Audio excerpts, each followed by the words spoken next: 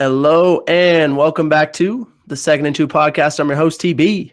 I got my co-host, producer extraordinaire, connoisseur of the hats, master of the lenses, all around good friend, Jody. What's up, Joe?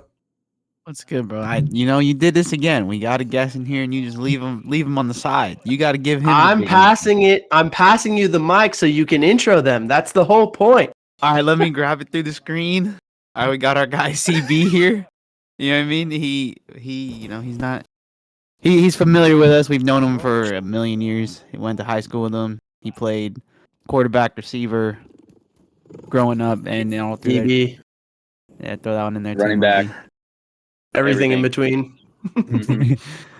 I don't think he played lineman, bro. Maybe when he was like 6, but ain't no way. I said it, bro. Jack of all trades, master of none. That's kind of fucking thing. Oh man, that's funny.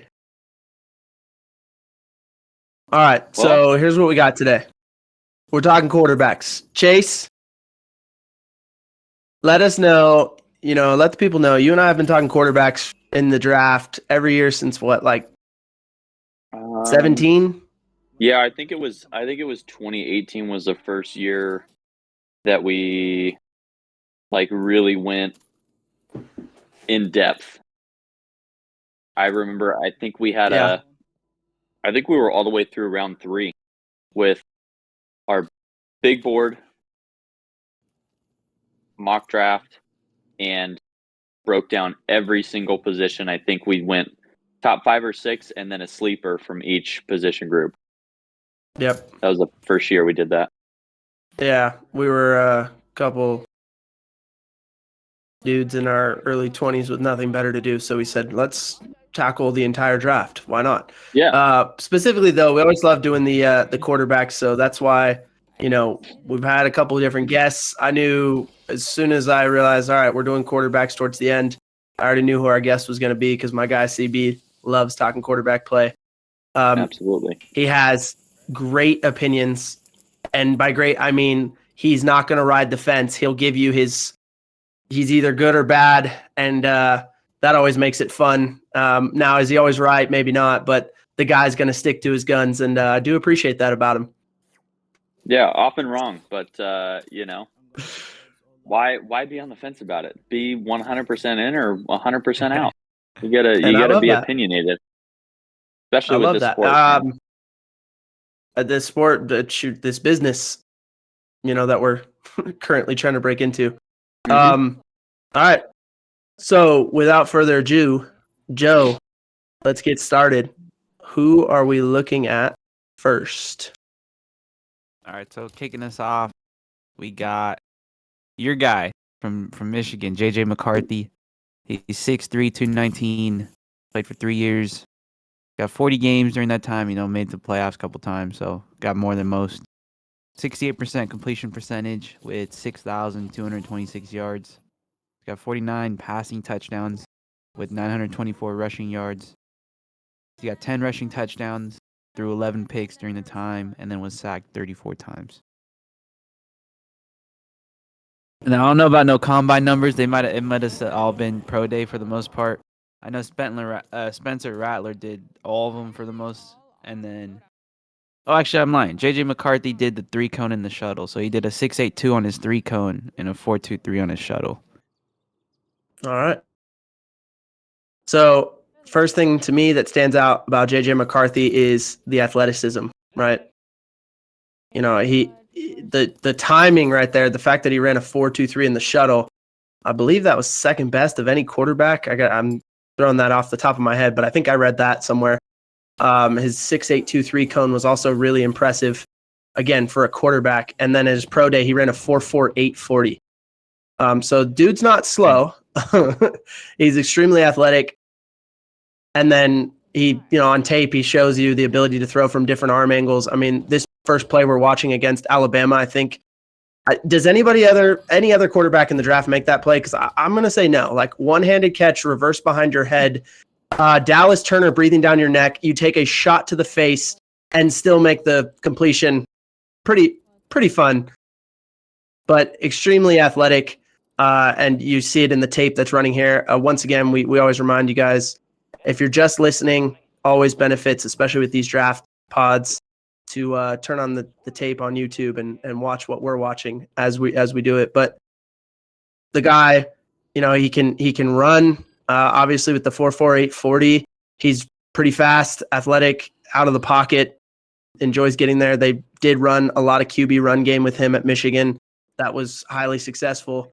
He averaged over 7 yards a rush and was good in the design runs and the scrambles, which you're kind of seeing here on the screen. But Chase, I'll throw it to you. What were your initial thoughts on JJ McCarthy? I mean, obviously the athleticism stands out as far as his ability to kind of create his own thing in improvisation as well as design runs. But the thing that I think stands out more than any other quarterback in the draft is his ability to command an offense. And you can tell without having any sort of context into the huddle that everything runs through him and that everybody's bought into what he says goes, whether it's a check, whether it's, the ideology going into a game, where to attack. You can tell all those things just by watching him run an offense. And that was what gave me the most confidence about him transferring over to the NFL. I think just a confidence level to really command a huddle. And as simple as it sounds, it's a really tough thing to do. So that's a really valuable characteristic. I mean, as well as some of his downfield throws are. we're watching one against Ohio State right there. Yeah, there's just the tape is still going here. Credit. Yeah, I don't know if he got enough credit throughout the year for some of the throws that he was making, but he's got incredible accuracy, and paired with that athleticism, I don't think he ran quite as much as I would have liked to see him run, to be honest with you, just within their system. So I think it depends on where he lands, but either way, if he has to use it as an improv to get him out of tough situations, or they do have him doing design runs, either way, I think he's going to be successful. Yeah, I think there is I would agree with you that you would have liked to have seen him run more, actually, at Michigan. And this year down the stretch, there was, during the Penn State game, it's kind of come out since, and people were talking about it at the time, but, there's no official injury report in college football. They don't have to disclose that stuff. That's all, FERPA stuff, because the guys are still in college, so they can't really release that information. It's all private. But there were a lot of rumblings that he was hurt, maybe an ankle down the stretch, so maybe that's why he didn't run as much. But I do agree with you. You'd like to have seen it even more. The next thing that I thought was incredible with JJ is the playmaking in the critical situations. All of these plays are 3rd or 4th down or 2-minute drill plays that you're watching now. He just was so good in 3rd and 10 plus situations. I mean, this one against Ohio State was a dart for a touchdown, and that was huge early in the second quarter to put him up 14-3 over Ohio State. I mean, look at the throw. That's you have to be kind of crazy to let that one go. But numbers-wise, he posted a 77% completion percentage on 3rd and 10 plus plays in 2023. The guy was almost 80% completions on 3rd and 10 plus. And then that also led to over a 50% conversion rate, 55 to be exact, 4 touchdowns in those situations. On 4th down, he was even better. He was 7 for 8 with completions and conversions. He fit the ball into some serious tight windows in those situations. In the Rose Bowl, obviously, and you're seeing some of that now. Led Michigan down the field in a 2-minute drill, critical situation. The offense had been terrible for most of the day, and then he just turned it on and was able to lead them down to go score a touchdown in that critical situation. Here you're seeing in the national championship game, 3rd and 15, backed up at their own 5. He goes and runs for about 30 yards to get them a 1st down and extend the drive, which was huge because it flipped the field in that game and ended up leading to a score down the road. But I think he shows you playmaking skills in those 3rd down situations, 4th down situations. A lot of stuff people criticized him for not having the raw pass attempt numbers that some of the other guys had, and said that was because Michigan didn't trust him. I kind of tend to think that that was just more of a philosophy choice by Harbaugh, that we're going to run the ball. And then if we get in 3rd and 10 plus, I trust this guy to go make a play when we need him to. Any thoughts on that, Chase? Yeah, I mean, if you look at who Harbaugh is as a dude, I mean, I think he was much more bought into the idea that we're going to punch you in the face and see how you react. And I think that was how they treated their running game. They were going to be a run first team, which I think is why JJ doesn't get as much credit as he probably should coming to this draft. I know we talked about initially when all the mock drafts were coming out. And then I think in the last 3 or 4 weeks, he's been continually jumping further and further up the board. Yep. But I'm not really sure where it all came from, especially with them winning the national championship. I mean, he had a Heisman candidate in his backfield in Blake Corum. I feel like that's the perfect reason for Harbaugh to say, yeah, we're gonna, it's pick your poison. And I have more faith in JJ making a critical play on 3rd and long than I do, taking 2 shots and maybe it not working out, and now we're going to turn to Blake Corum on 3rd and 13. It just made more sense to me in my head to try to get there with Blake to put JJ in better situations. And if it didn't happen, he still had enough faith in them converting anyway. Yeah. And then I think the last thing that you're seeing playing on the screen right now, the pocket presence and the timing for him is really special. I think, he's really disciplined, sound in his footwork. Every drop back looks the same. Whether he's playing, in week 1 or in the national championship, that stuff never changed. He's very consistent, is always on time relative to what the concept is. It seems like the ball comes out of his hand always on time. Really good job being calm in the pocket. Never panics. You can see really good movement in the pocket. And generally, when you have an athletic guy, they want to escape.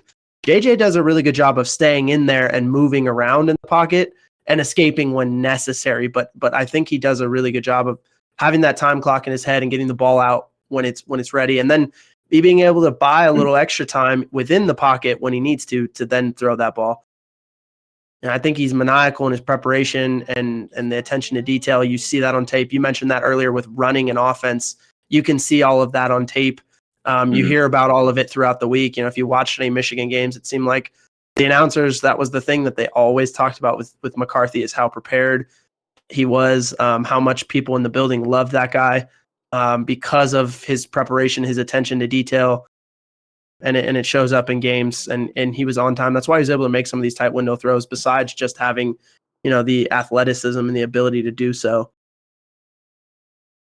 Joe, what kind of notes are you looking at on JJ McCarthy?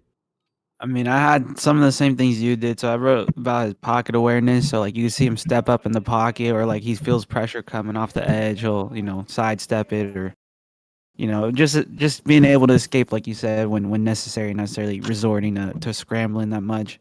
I wrote down his speed. You could tell. I mean, you mentioned 4.48, pretty great for a quarterback. Yeah. With your timing as well, I wrote down that he throws dudes opens at time, kind of similar how people like talk about Tua, where like the dude's just running straight across the field and he just yucks it like at the numbers, and they'll get there eventually and catch it. It's crazy. And then he's good at throwing the ball on the run was the last note I had. Yeah. He does have the ability to, and I think that with that athleticism, just the ability to change arm angle, kind of throw off platform, which nowadays seems like it's a requirement to play quarterback in the NFL. Yeah. So the guy who he gave me the most vibes of here was Matthew Stafford. Young Stafford, right? Who was a little more mobile, willing to run around a little bit. Certainly didn't run 4.48 like JJ, but could run a little bit more. Now I think we're used to older Stafford who he can get around a little bit, but he's not going to take off like he might have when he was a young gunslinger. But that same ability to make some big time throws, he's not afraid. And will he throw a pick here or there? Maybe, yes. But he's not afraid to make the big time throws that you need to make to win you a game. And he's clutch in those big play situations. You see him early in his career, rookie year, leading a 2-minute drill. And then you see, some of the stuff more recently from this past year, the more mature Stafford, maybe a little bit less mobility, but gosh, he can still sling it. and has an ability to throw guys open. You talked about that with JJ. Matthew Stafford does a really good job of that. From a size, height, weight standpoint, the guys are both 6'3". JJ, weighed in at 219. Stafford's 220. So almost exactly the same looking profile guy. I think they have the same kind of, big arm, can make a lot of the throws. Like I said, JJ maybe gives you a little more athleticism right now, less of the wisdom that Stafford obviously has at this point in his career. But I think very similar type of players. In terms of question marks for JJ, every quarterback has them. There's not been a perfect prospect ever. Every guy has some questions that you ask going into it. And I think JJ's is, he did have playmaking, but it was in a limited sample size, right? He didn't have to do as much at Michigan as like a Caleb Williams had to do at USC for them to be successful. So you ask yourself, does it translate into a larger role in an NFL offense? Because he'll have to play a larger role in the NFL for them to win. They're not going to be able to run down 1, down 2, and only ask him to throw it on 3rd down. He's going to have to do more. He's going to have more attempts. He'll probably have to run the ball a little bit more. So the plate is going to be bigger in the NFL. And so the question is, can he be as efficient as he was in the limited role in a bigger role and make it count? And then the last thing in terms of a play standpoint, I think one thing you might ask is, can he play with a little bit more touch on some of the throws? He loves to zing it, but can he play with some touch on some of those balls? Because that's important too. So those would be the big questions I would ask about him. But Chase, who did you see when you watched JJ McCarthy? I think you'll like this one. I saw Steve Young. Doesn't really rely necessarily. He's not a pure runner by any means, but really uses his athleticism to get him out of tricky situations and can run the ball and kind of make you pay for it if you allow him to. But like you said, it's the big plays, the crazy throws. I just think the other thing that we didn't mention. Can I cuss on here? Because I really want to emphasize the dude is a Joey will get you the beat button. Leave me out. But no, I mean you look at the dramatic picture of him looking on after losing, in the playoff, and then he comes back and it was their goal the entire time, and people can talk about Blake Corum and that offensive line and the defense obviously, but that was JJ McCarthy's national championship, and he carried that team. I think the biggest question mark for him is going to be, like you said, can he carry the weight of an NFL franchise on his shoulders? Because that's a little different than carrying a AP poll preseason top 5 college football team. Not that it's not an accomplishment, but they have talent everywhere, and so it's really going to be about, can you handle not being in a winning program right out of the gate and take that heat, or can you kind of let it ride, put that pressure on your shoulders, and allow an organization to get a team around you before it starts falling apart? Yeah, no, I agree. I think there's a difference between being on a team that feels like it has more talent than anybody else every time it steps on the field versus now you're the guy. The offense is on your back. You have to carry it. The success will be based on you. So you look at it mock draft wise, I've seen him anywhere as high as pick 2. It seems unlikely that he goes to Washington, but I've seen it. And then as low as pick 12 all the way to, say, Denver. Somewhere in that range, at one point, like you said, in the process, it was a lot lower. Now it feels like there's no way he gets out of, past pick 12 with the way teams are talking about him, unless it's all smokescreen, which this time of year can be that. In terms of what I see ultimately, I think he brings not only young talent, but we talked about this. He carries himself as a professional already. Some people may think the meditation stuff and some of that stuff is a little outlandish, but I really do think it's part of his process. A lot of people in Michigan talked about the maturity. Obviously, without actually being able to talk to him ourselves or being in the room in those interviews, you really don't know. But based on all accounts, he's handled all of that stuff extremely well. Harbaugh, obviously his former coach says nothing but praise for him. I think, you see the leadership, the intangibles, the preparation, the athleticism, the talent, all of that stuff I think can elevate any NFL offense he's a part of for years to come.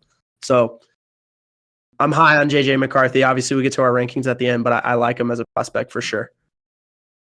I think Minnesota would be the ideal place for him. You agree, Chase? Yeah, absolutely. I honestly, Minnesota. That's the best situation for anybody. Anybody, in yes. this draft. But yeah, I really do think that would fit him very well. I feel like it would give them another aspect. They haven't had a mobile quarterback in quite a while. But yeah, that would be ideally where he would go. If not, because I don't see him falling that far, I would be interested in seeing him in Sean Payton's system. I do think that would actually be a very good fit. Yeah, I could see that too. I think Kevin O'Connell having coached Stafford, and I sort of comp JJ as maybe slightly more athletic Stafford right now. I think that would be a great marriage. And then obviously all the weapons they have there and the offensive line and it maybe improved defense. We'll see. But at least from an offensive standpoint, from the play caller to the weapons to the O-line, everything down, it feels like a great situation. That would be a good one for JJ. All right, Joe, who we got next? I had a question real quick. Who was Zach Wilson compared to when he was coming out? If you guys know. Aaron Rodgers was a lot of the comps, what I remember. All right. Well, I said he looked like Zach Wilson to me, but a lot better. That was the comp? Yeah. So okay. I didn't go to you for comps today because I didn't know if you were going to have them. I don't have one for Spencer Rattler because I had two, but realistically, I don't believe in either of them. I think they're too lofty. Okay, fair. But I got them today. My guy said, I have comps, but don't listen to me. I'm not going to share them. I have comps, but they're terrible. All right, good. WNBA comp for JJ McCarthy? Do we have one? Ooh, let's go. God, what's her name? There's a chick on the Aces. No. Oh, okay. I was going to say INSQ. INSQ, yeah. You guys got to branch out. There's more people. There's more people than just her in the league. Caitlin Clark? No. Not even in the WNBA yet. Yeah, that's all right. Draft. Let's not talk Caitlin Clark right now. Okay, I was gonna say we're getting off schedule here. All right, next guy we're taking a look at is gonna be Bo Nix out of Oregon. He's 6'2", 214. Oh man, we got 5 years. He played 3 of those at Auburn. Got 61 games over that whole span with 67% completion percentage. He's got 15,354 passing yards with 113 touchdowns. Let's see, 2,017 rushing yards with 38 rushing on those touchdowns. He got 26 picks and then was sacked 61 times. No numbers after that. I don't unless you got pro day numbers. I don't know nothing about him. Okay, all right, cool. First thing is Spencer Rattler. The first thing I thought about in just this class in general, there's a lot of dudes who have that COVID year in here.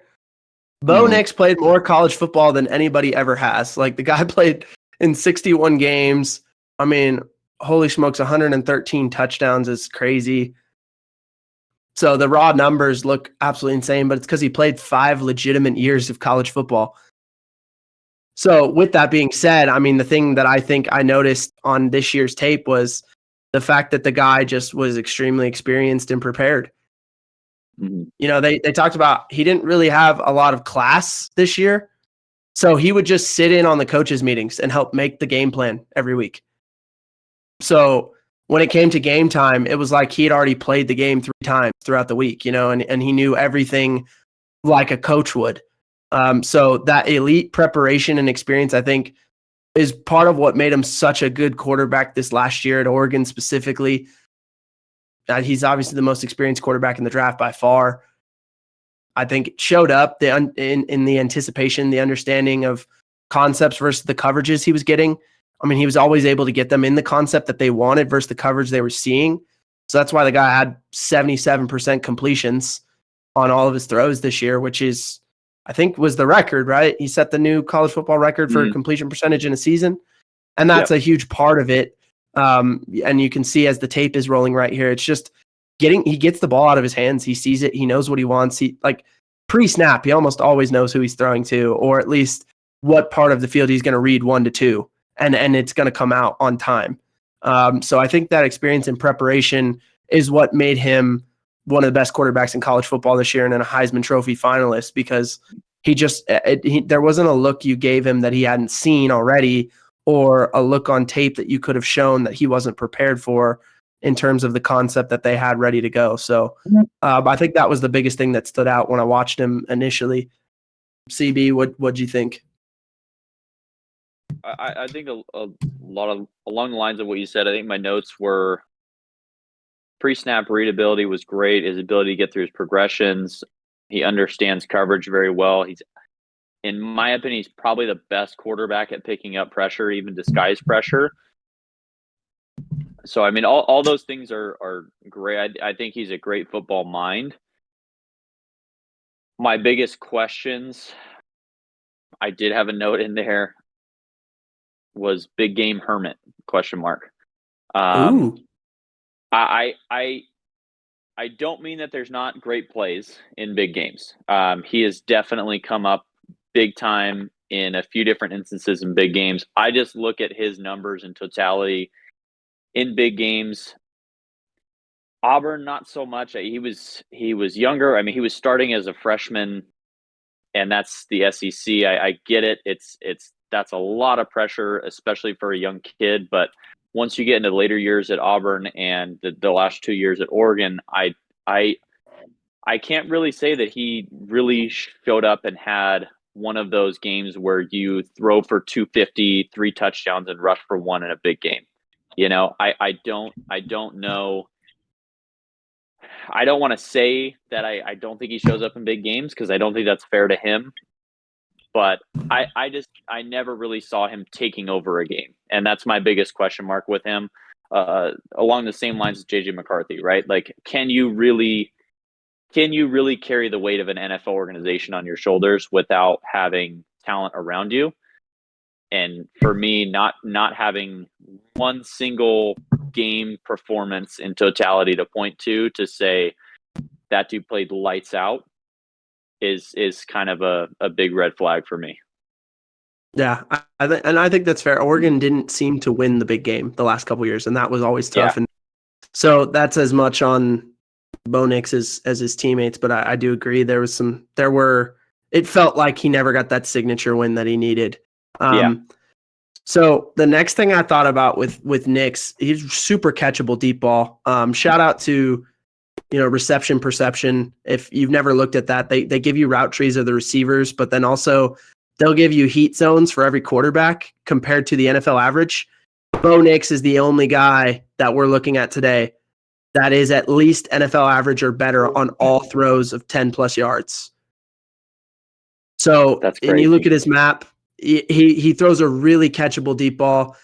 Now, the complaint you might have with him, his average depth of target was only 6.3 yards, which is the least of any of these guys. Yeah. But when he did throw it, he threw a really catchable deep ball when he let it go. And you see the tape going here. I think he throws such a pretty deep ball, man. And he completed a greater percentage, like I said, than even Caleb Williams.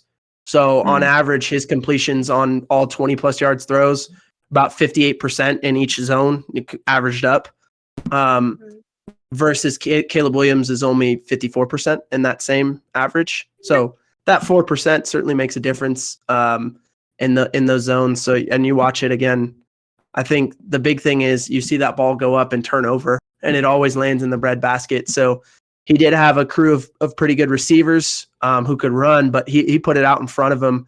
And some of these are in some of those big games that we talked about where they didn't quite get the win, but you did say he had some big moments in some of those big games. And so here's some of that, on tape. But I do think, even this one thrown across body against Oregon State, that's a sick throw.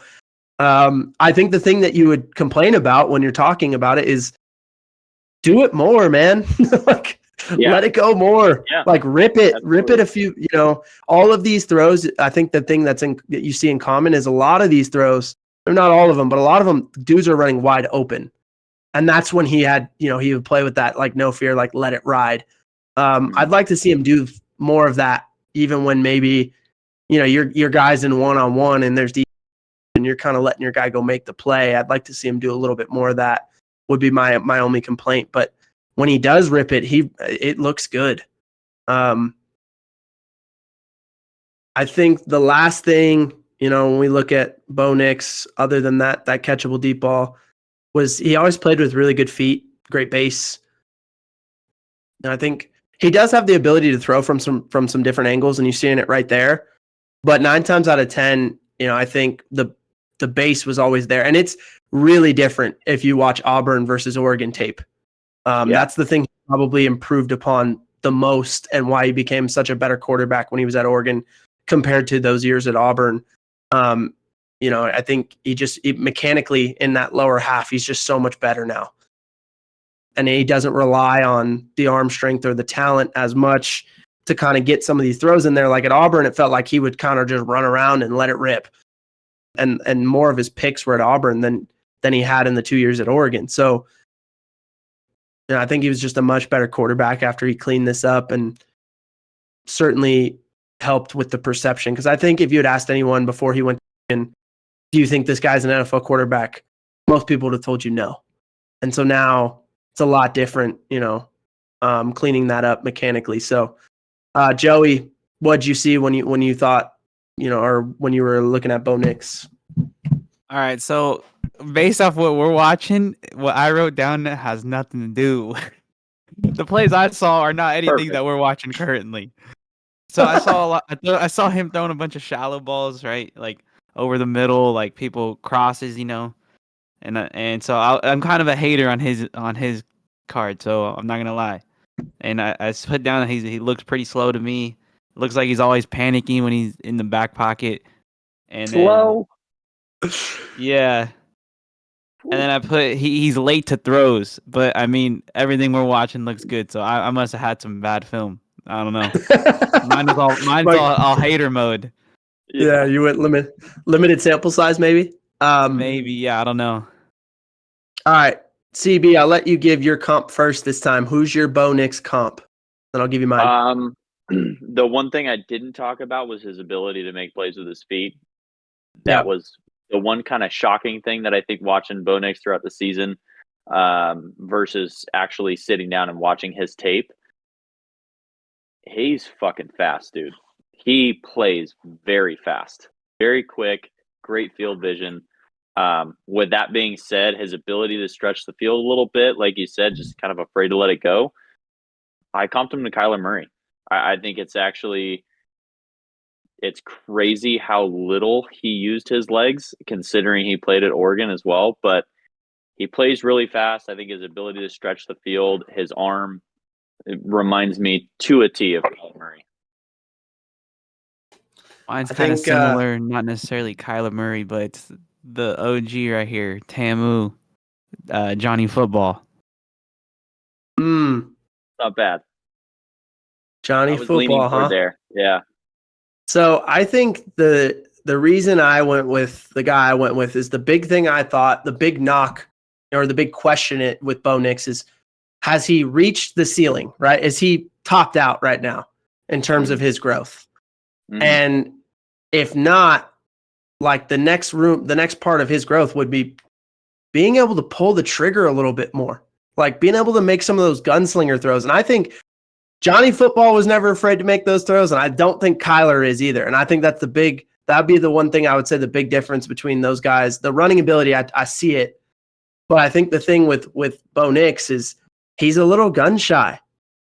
He doesn't make some of those throws. Like, you kind of need a guy who, when it's like, put it this way, if Bo Nix is down 7 with 2 minutes to go, I don't know if I feel great about him making that happen, right? Now, can he manage a team through a game and be successful on schedule? Yes, all of that is true. I question that, kind of like, when I need a big play, can he make it happen? And that's kind of been the knock on Derek Carr for a long time. That's who I comped him to. Good and throws a pretty deep ball when his guy is open and he can see it. And Derek Carr's best years, he was more willing to pull that trigger. but in some of the years more recently, when he's been a little bit more gun shy, I think that's where you've seen the knocks on Derek Carr and where he's had more issues.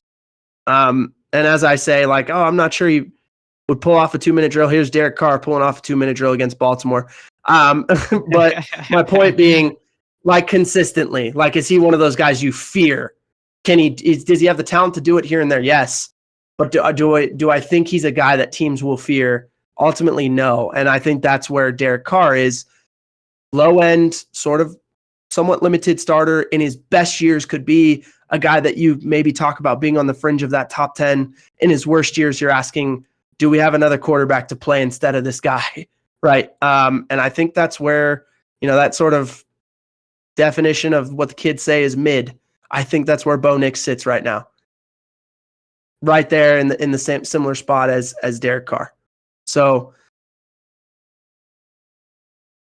and I mean, just finishing on that, I just think Nix, he's got solid mechanics. I think he's a football junkie, good arm talent, good athleticism, decent frame, 6'2", 215, but nothing about his game screams elite right now to me. I think he plays with great rhythm, great timing. It's consistent enough that I think he could be a low-end NFL starter. I do. I think if you're taking him with your second round pick, you feel good, like where Derek Carr went, early round 2. If you're taking him with a top 15 pick, it's a little bit tougher because you're like, man, we want this. That means you're saying this guy's special, and I don't know if he's special. Yeah, also I found some numbers. So he ran a 4.71 in his 40, 32-inch vert, and 4.37 on the shuttle. That's what I say. He's good athleticism, but he's not J.J. McCarthy or even Caleb Williams or maybe some of the other guys or Drake Maye, some of the other guys in this class. But he's good athletically. No, I think it's pretty shocking to hear those 40 numbers, to be honest with you. He plays a lot faster than I think his numbers show. And maybe it's a result of the offense he was in, spreading everybody out and having a little more room. But I think he moves the pocket really well. I think he plays pretty fast, and his ability to hurt you with his legs, definitely indicative than a 4.7 40. That's pretty crazy. All right, Joe. Who do we have next? All right, so we got Michael Penix Jr. out of Washington. He sits at 6'2", 216.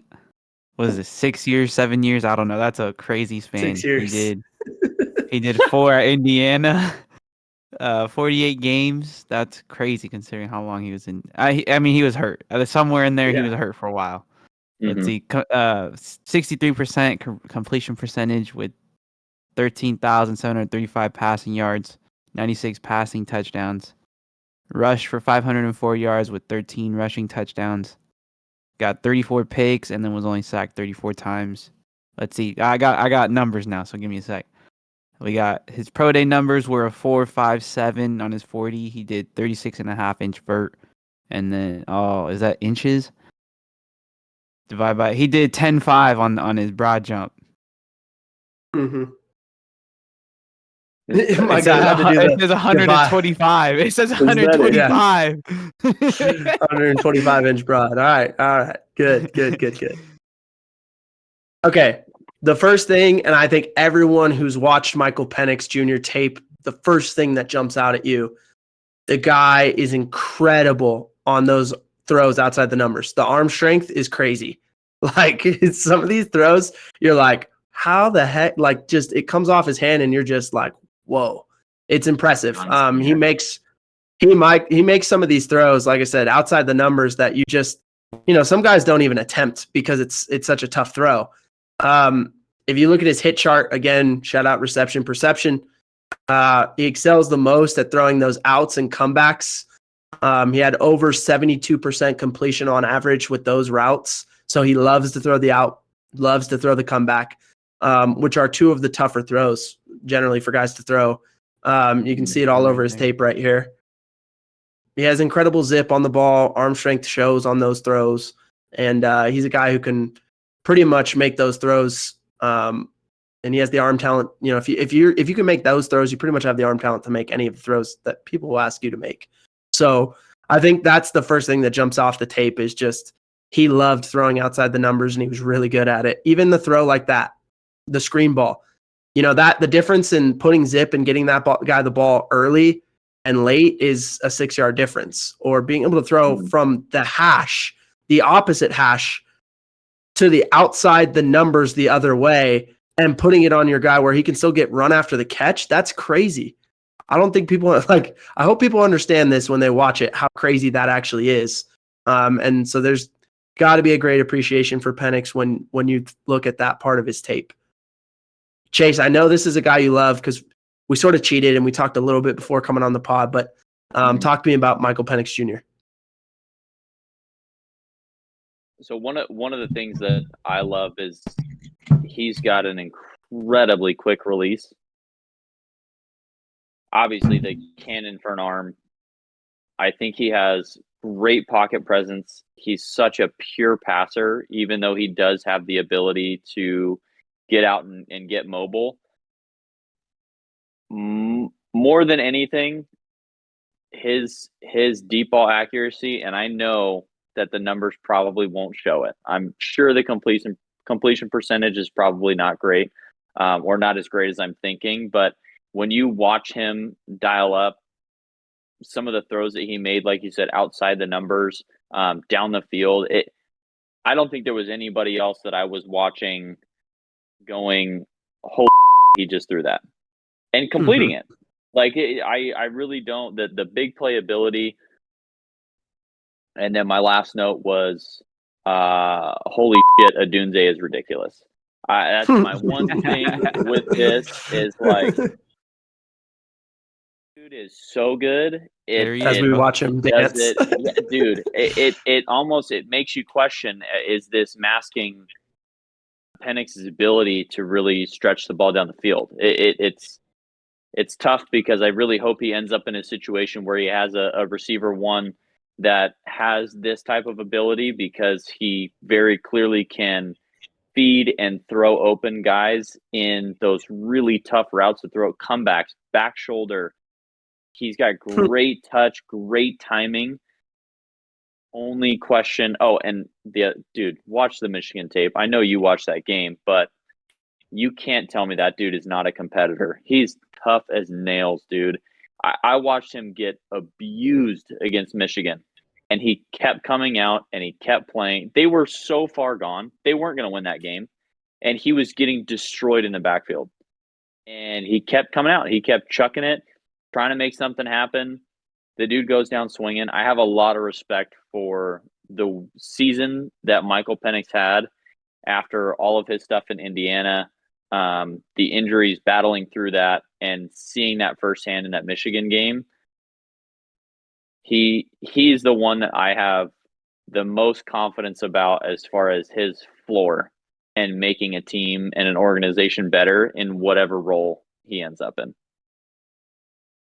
It's funny you talked about the back shoulder throws. That was the next thing I noticed, and I know sort of cheating because that's still an outside the numbers throw, but just the specifically the back shoulder throw was so good. That was such a weapon for them.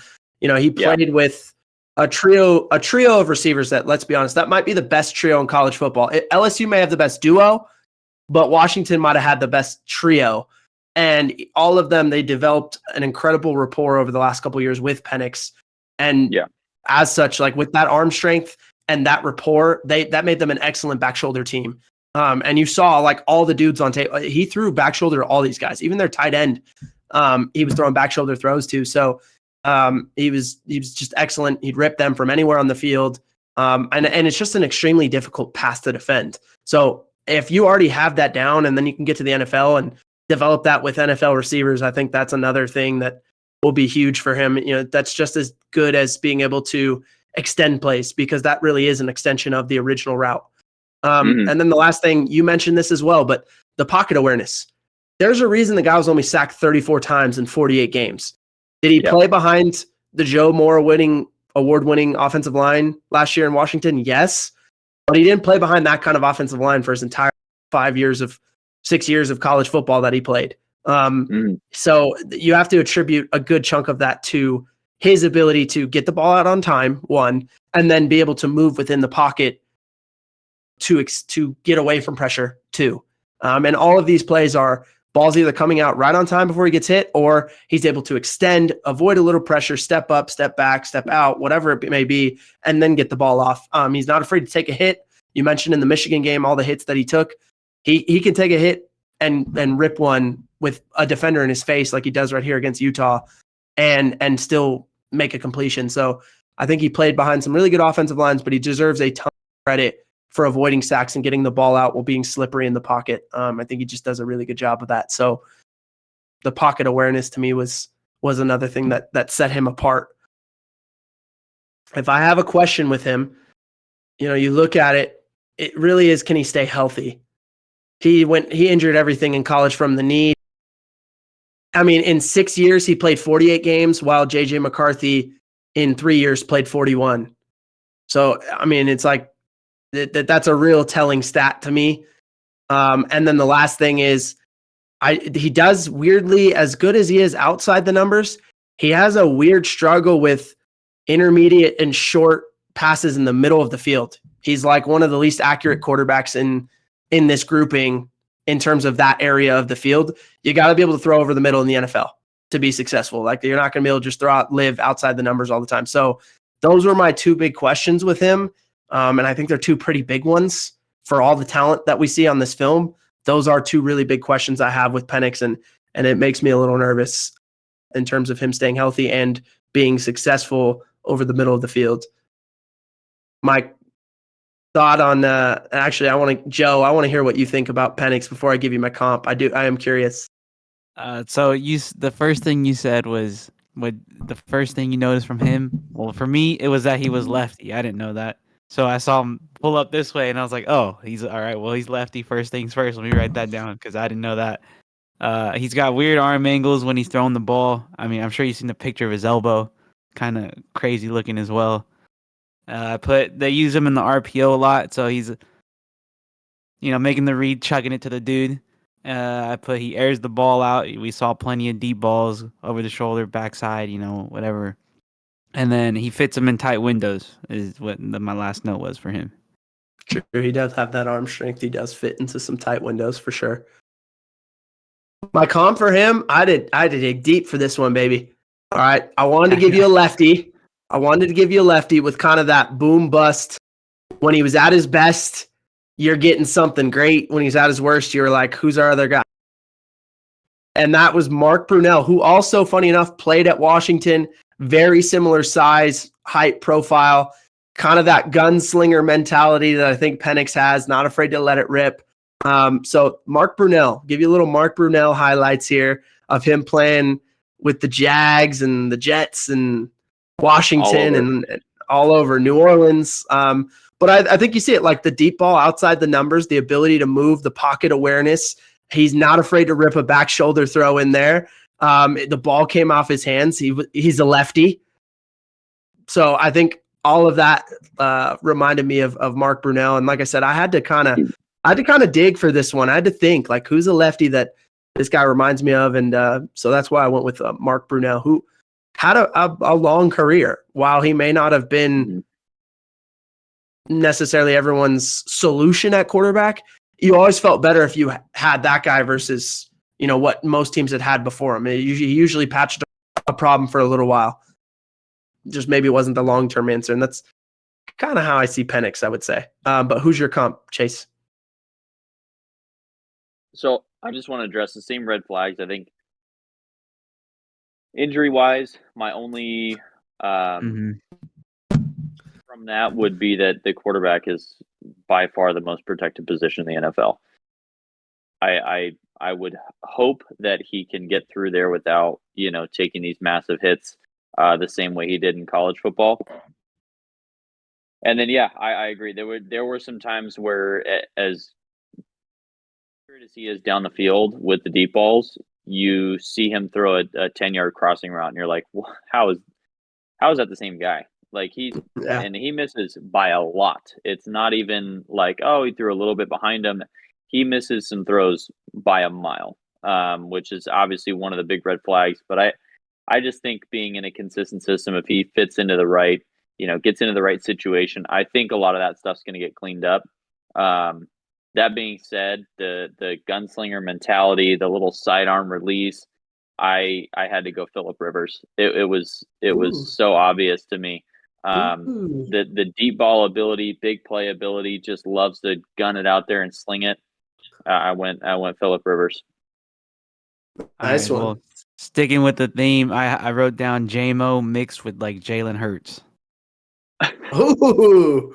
Oh my gosh, we're all What a over the map combo. on the comp. What a combo. So we've got shades of Phillip Rivers, Mark Brunell, Jameis Winston, and Jalen Hurts. It's a fun grouping. All throwing deep balls though. That's all what it comes down to. Mm-hmm. True. Who do we have next on the docket, Joe? All right, so we're looking at Jayden Daniels next out of LSU. He's 6'3", weighs in at 210 pounds. We got 5 years. He did 4 of those at ASU. Got 55 games during that time with 66% completion percentage. Got 12,749 yards passing with 89 passing touchdowns. Ran for almost 4,000 yards with 34 touchdowns. Rushing, he's got 20 interceptions with 129 times being sacked. And then some numbers. He ran a 4.5 in his 40. And I guess that's all I got for. Oh, wait, give me a sec. I was on the wrong page. Never mind. A 4.5 on the 40 is the only number I've seen besides his measurables with his hand size and whatnot. Yeah, I think he ran the 4.5 at the pro day. So also, I got to clean something up. My bad. He was at ASU for 3 years and LSU the last 2. So he was at ASU from 19 to 21. So he did do 2 years at LSU, similar to same class as Bo Nix. So that's on me. But the first thing that I thought when I watched Jayden Daniels was the guy is an elite athlete and is extremely elusive. You watch him, like, he just makes plays off schedule with his feet, like, so well. And even in the run game, when they used him, whether it was scrambling or true designed run, I think, you don't win a Heisman without possessing elite skills. And Jayden Daniels has a lot of them, but the burst to top end speed, it's elite for the quarterback's position specifically. His ability to make people miss is like equally as impressive. This run against Florida, I mean, come on, man. Like that's a crazy play. And then it's not only making the guy miss, but then just outrunning everyone to the end zone. You just don't see that from a lot of quarterbacks. He runs like a sprinter in the open field to me. That's what he looks like. That kind of like sort of upright. Yeah, that sort of upright move, but like great arm action, like really explosive and efficient when he's running with the ball in his hands. So that was the first thing, was just elite athlete, like crazy athleticism and elusivity in the open field. Chase, what did you see when you watched Jayden Daniels? Electric. Obviously, he's the most fun guy to watch. I can't remember which game it was. It was a LSU home game, but my brother and my dad actually they were in New Orleans, went out to go watch him. I think it was the game he had 6 or 7 touchdowns. I don't know if it was Ole Miss or one of the other SEC teams, but yeah, I mean, it watching him in person, he related it to one of the only other guys that we were ever really able to see in person, as far as that electrifying feeling of watching a football player do it in person, was Reggie Bush. And that it was just like the athleticism is so far beyond anybody else on the field. It almost wasn't fair. And that's really my biggest thing with Jayden Daniels, and why I feel he has the highest ceiling of anybody in the QB class. It's his ability to stretch the field. It's not like he's just a runner either. And, they've had this conversation over and over with guys like Lamar Jackson, who can really, really run the ball. I think he's the first guy that has this type of running ability that nobody's questioned whether or not you have a running back at quarterback because the dude can swing it. Yeah. And It's again, also, I think it also helps that we've seen guys like Lamar Jackson be successful, and people are for like, sure. "Oh, that guy can work." But I do think For what sure. you're saying, it speaks to the arm talent that Daniels has as well. Yeah, and it's almost the same argument with Penix when you watch Malik Neighbors and how good he is. But really think that if he ends up in the right situation again, dude, the sky's the limit for Jayden Daniels. This is, in my opinion, his ceiling is a top 5 quarterback, franchise guy, perennial Pro Bowler, first team NFL. Like this guy he's that dude, 100%. Yeah. It's funny you say that because reading my mind on that, I think looking at it, and you had the tape playing in the background as you were talking, but I think the next thing was the vertical passing accuracy. Like, I don't know if there's another quarterback in this draft that throws a slot fade better than Jayden Daniels. Now, it helps that the guys he has running that slot fade are Malik Neighbors and Brian Thomas Jr. And like when I was going back and doing Jayden tape, I had Brian Thomas Jr. as my 6th best receiver or 7th, I think. And it made me reconsider, like, dang, did I have Brian Thomas Jr. too low? Because it's seriously, like, some of these catches and some of these throws are amazing, but the ball placement specifically on those fades, it's ridiculous how he puts it like right in their hands. It's like he's handing it off to him. He just drops it in the bucket. He can throw a frozen rope if it needs to be. Plays great understanding where the ball needs to be, where his guy needs to go get it.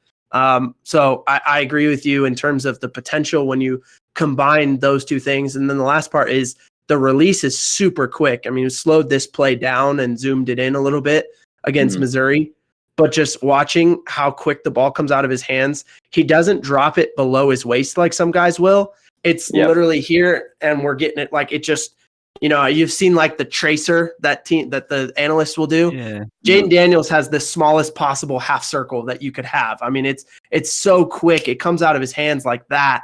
And then you see it again in full motion. And then, on a real play, like where it matters, you have so much room back there. If that ball comes out a little later, that's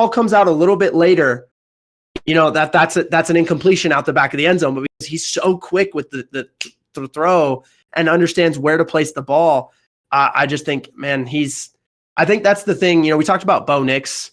I see a lot of shades with Bo Nix and Jayden Daniels, not from a talent perspective or even from a like ceiling or anything like that, or their games, but just going from one place where they started to another and how much they improved in that time. When Jayden Daniels left Arizona State, no one was talking about him as being potentially an NFL quarterback. Now we're talking about him as a guy who might have the highest ceiling.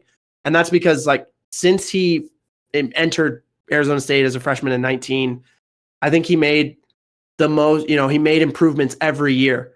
I think he made the most improvement from his first year at LSU to this year where he was a Heisman Trophy winner. But the release has been shortened so that the ball just comes out of his hands so quickly and he anticipates where the throw needs to happen. Obviously, that's extremely important for being an efficient NFL passer. And you can just tell if you go back and look at freshman Jayden Daniels, that release is long, man.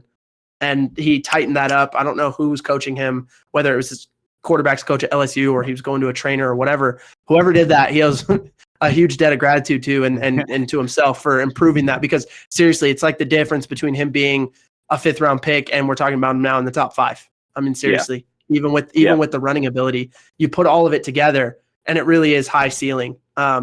Joe, you maybe weren't as high on Jayden Daniels as. Talk to me about what you thought.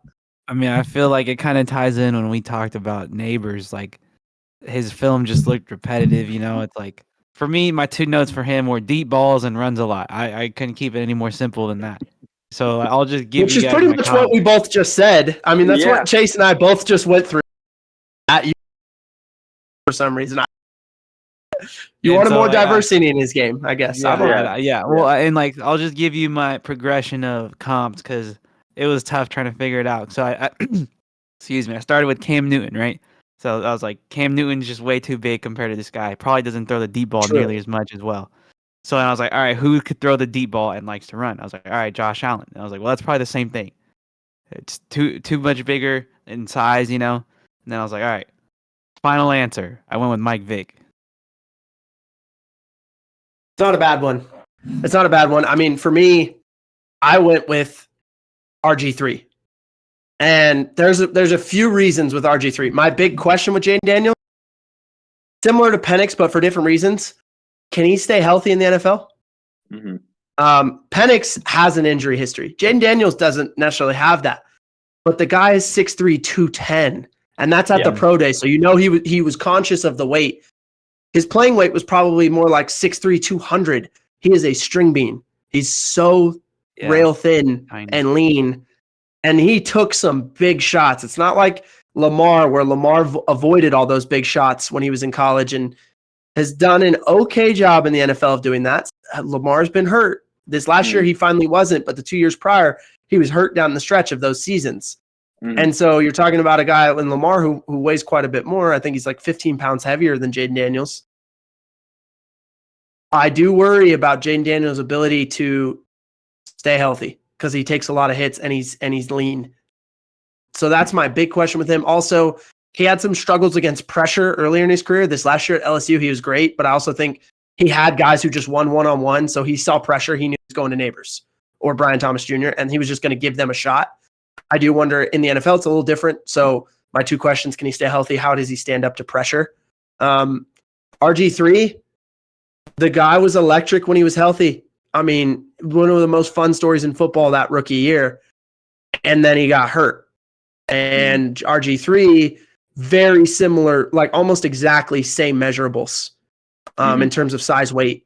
So, and then even like the 40 time and all of that, like the electricity, the Heisman Trophy winning season in college, like to me, there's just so many similarities. I almost can't, I think this is my favorite comp of any of them, which also scares me because I loved RG3 and then he got hurt and it sucks because he was never quite the same. And you wonder that guy is definitely one of those like what if questions, like one of the all-timers in terms of a what if. It's funny you say Michael Vick, Joey, because Michael Vick's kind of another one. Like had he not run a dogfighting ring and not gone to prison, what might could he have ran all over the league? Yeah, how dominant might he have been? I know we got to see him later, but it was just so much different when he came back. He was more mature, probably a better quarterback, but not the same athlete. And I just wish, what if we had gotten to see the combo of those things together? But RG3, man, we saw it for that year in Washington. And I mean, you're seeing it here. They just look so similar on film to me. Especially when they get out in the open field and they just outrun people because they run like a sprinter.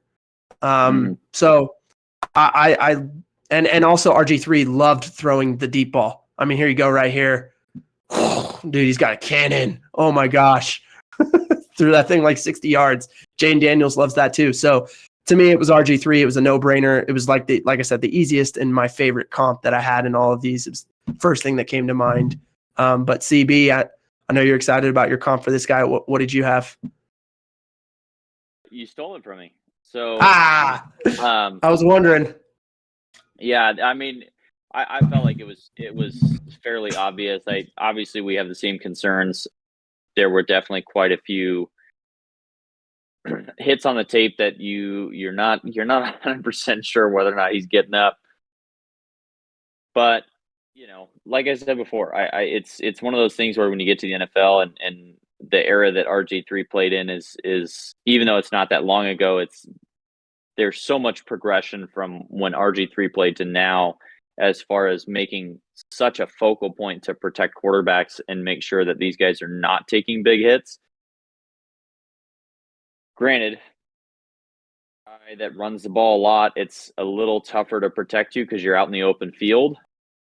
Yeah. So once you cross that line of scrimmage, you are considered a running back. It does not matter that you're a quarterback anymore. So it is still, in my mind, I don't know if I am concerned to the severity that you are, but it is definitely one of the only red flags that I have with Jayden Daniels is whether or not if he pulls that ball down and decides to run and go make something electric happen, he does not quite have that, elusiveness to avoid those big hits the same way that Lamar Jackson does.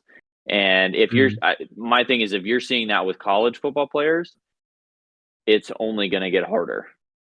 Those guys are that much faster, that much quicker, that much used to seeing guys move like that. My only fear with Jayden Daniels is that he takes a huge shot that really puts his career in jeopardy. Outside of that, I have zero hesitations. Absolutely the best quarterback in this class, for sure. Yeah, I think you're seeing him mocked anywhere from pick 2 to 6, but he doesn't get out of the top 10 in any mock I've seen recently. No. I think he was the guy that surprised me the most on tape in terms of I'd heard he was another one that, if you go back to like January, it wasn't necessarily, even though he was the highest, I think people were talking about him as that upper echelon of quarterback in this draft, and then everyone watched it, much like I just did, and said, oh my gosh, this guy he's got it. So he brings an explosive element to the offense that he's, commands his ability to add a man in the run game, extend plays, throw the deep ball with the accuracy that we talked about. That all of that is enticing. I think as long as he avoids the major hits, he's a good to great NFL starter. I'm with you, Chase. Yeah. Top 5 ceiling, like because of the running ability. Nowadays, that separates you from the pure pocket passer into something even more, because if you can be both of those things, there's not a thing your offense can't run. And so now a defense, they have to stop they're worried about so much more. It's really hard, puts a lot of pressure on them. So yeah, I think top 5 quarterback type ceiling. He's good to great as an NFL starter as long as he's healthy. That's the big thing. Mm-hmm. All right, who we got next, Joe? Next guy, we got Caleb Williams out of USC. He's 6'1", 214, played for 3 years. His freshman year, he played over at Oklahoma. He's got 37 games during that span with 67% completion percentage. Threw for 10,082 passing yards. He's got 93 passing touchdowns. Ran for nearly 1,600 yards with 27 rushing touchdowns. He's got 14 interceptions and was sacked 82 times. For his 40, I have a 4.57. He did 36-inch vert and was a 4.12 on the shuttle. Okay. The 82 sacks still, I'm like, whew. Brutal, man. He played behind such a terrible offensive line. I just have to put that out there before we start. His offensive line at USC was so bad. I truly feel bad for the guy. But, I mean, if you're coming to us now and you've been following draft coverage, then you kind of already know about Caleb Williams and what he does well. We'll go over it, but you already know. I mean, first and foremost, it's the playmaking out of structure. The guy loves to hunt the big-time throw on every snap he takes. I think he thrives when that initial read isn't there, and then he can just go create out of structure. Basically, to me, it's like a hooper at the end of a game that has the ball in their hands and the clock's running down. That's how he approaches every snap. That's the most succinct way I can give it to you. He's always looking for the dagger 3. You know what I mean? So I just give him the ball, get out of the way. The talent is truly undeniable when it comes to that part of the game. And you just watch. I mean, the tape's going. Look at him backing up, stepping up, going to his right, point him out. Let me see the guy on the other side of the field. Zip it in, touchdown. Like, it had to be so frustrating playing defense against him as a college football player or a college defensive coordinator, because you just know, like, it doesn't really, like, when you're game planning for that guy, you don't even care about the concepts that USC is running and that Lincoln Riley is drawing up, because you're like, that's not really what we have to defend. We have to defend this guy just running around and making something happen. And how do you defend that? Like, there's no real, obviously you can have scramble rules, you can have, all that stuff in place, but you can't replicate it in practice. You can't really rep that. You don't. So it's crazy because that's so hard to defend. But anyway, CB, what did you see with Caleb Williams? I'm sure similar things, but anything that I didn't cover there. Yeah, I mean the notes are pretty short and sweet. Improvisation god. This guy is. I don't think I've ever seen anybody Yes, just roll improv with a god. broken play like anybody ever, and that's including my comp for him, which will make a little more sense at the end. But the arm talent's there, the vision, the awareness. The one thing that really kind of put me back in my seat was when he's running with the ball, his ability to manipulate how a defensive player approaches him. I've never seen that. I literally have never seen anybody make guys do a 360 turn while he's running against them. Like, he literally could if he wanted to. I think it was maybe UCLA or maybe the 2022 Notre Dame game, but there was a play where he's rolling out, he's escaping, and he makes this very nuanced little step back inside as a player's approaching him from the sideline that has an outside shade on him. Makes this little nuanced little just step in, and then almost does like he was a power forward on the block and does this drop step, and the dude's lost. He's like, why would anyone do that? How would anybody move that way? And he just gives up. Like, it's weird stuff like that you look at this guy and go, holy shit, he could be a new breed of player that we've never seen before. And then you watch the tape and you start to look and you're like, God, he does it a lot though. He does it so much. He does it so much that it's really hard to trust it. Like, when it works great. And when it doesn't, it's horrible. And that's really that's the big thing. It's like, he has, as high as Jayden Daniels' ceiling is, I'll tell you right now, things go perfectly according to plan with Caleb Williams. He's got a higher ceiling. But the problem is that the floor is so far beneath the basement. It's insane. If this guy doesn't work, you're talking about a guy playing 3 or 4 games in the NFL and never touching an NFL field again. It's that catastrophic when what he tries to do doesn't work. I mean, you saw it, the amount of, granted, he's playing behind a horrible offensive line. And I do want to shout out to Caleb Williams, because those USC receivers, that has to be the worst Division I receiving core of like a Power 5 team I think I've ever seen. I hope you guys don't plan on having Jerry Rice on here anytime soon, because his son sucks. No separation. These guys cannot. He's constantly throwing guys open. The football instincts. He completely. Like, I wouldn't be shocked if he was actually wearing a Superman costume underneath his uniform every game. This team was so bad. The fact that they achieved what they did this last season is insane and speaks to how good Caleb Williams can be. That's what worries me, is that you're not going to step into a situation where everything's great. You're just not. You're too talented. You're going to step into a situation that has a lot of holes. My number one question is, will this crazy, dramatic, theatrical plays, are these going to come back to bite you in the ass, or are you going to be on ESPN top 10 every week on Sunday? And I just think we all know what the more realistic answer is. You know what I mean? Yeah, no, I'm gonna go through everything else, but you kind of took the words out of my mouth, I guess is what I'm trying to say. I'm with you. While you were talking, we did have this touch throws cut up going. I mean, he throws with incredible touch. People talk about touch. You're talking about putting that arc on the throw, getting it to get to the high point, turn back over on the way down, lands in the receiver's hands. I mean, he does it consistently really well. And then it's the escapability, which it goes hand in hand with the playmaking out of structure, but it's more dangerous when you're as slippery in the pocket and then getting out of the pocket as Caleb Williams is. Crazy. He's just he loves to escape and extend plays. I mean, he's so good at it. I think this is part of what you were talking about, when the reaction that defenders have to him when they're coming up to him to try and tackle him is so funny, because he'll just go extend the play.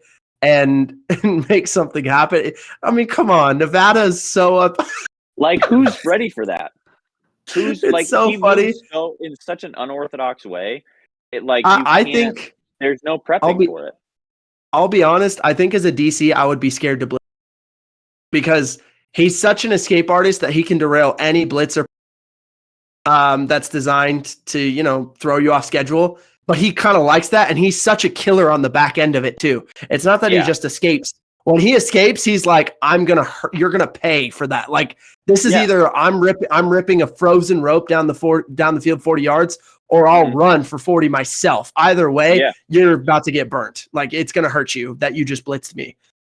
So I would be afraid to blitz him from that standpoint because he's so good at it.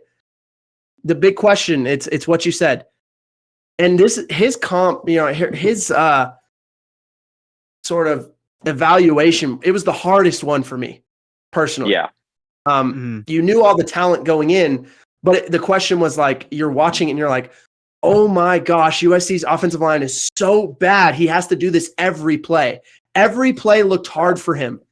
Every play looked hard. And that's with Lincoln Riley as your OC, who schemes up easily designed throws. Like Lincoln Riley in college football is what Kyle Shanahan is in the NFL, right? Like quarterback friendly to a T. Like all these guys, he's developed so many pro quarterbacks because he gives them so many easy throws. That's what he tried to do it for Caleb Williams, but it really wasn't there because that offense was so bad.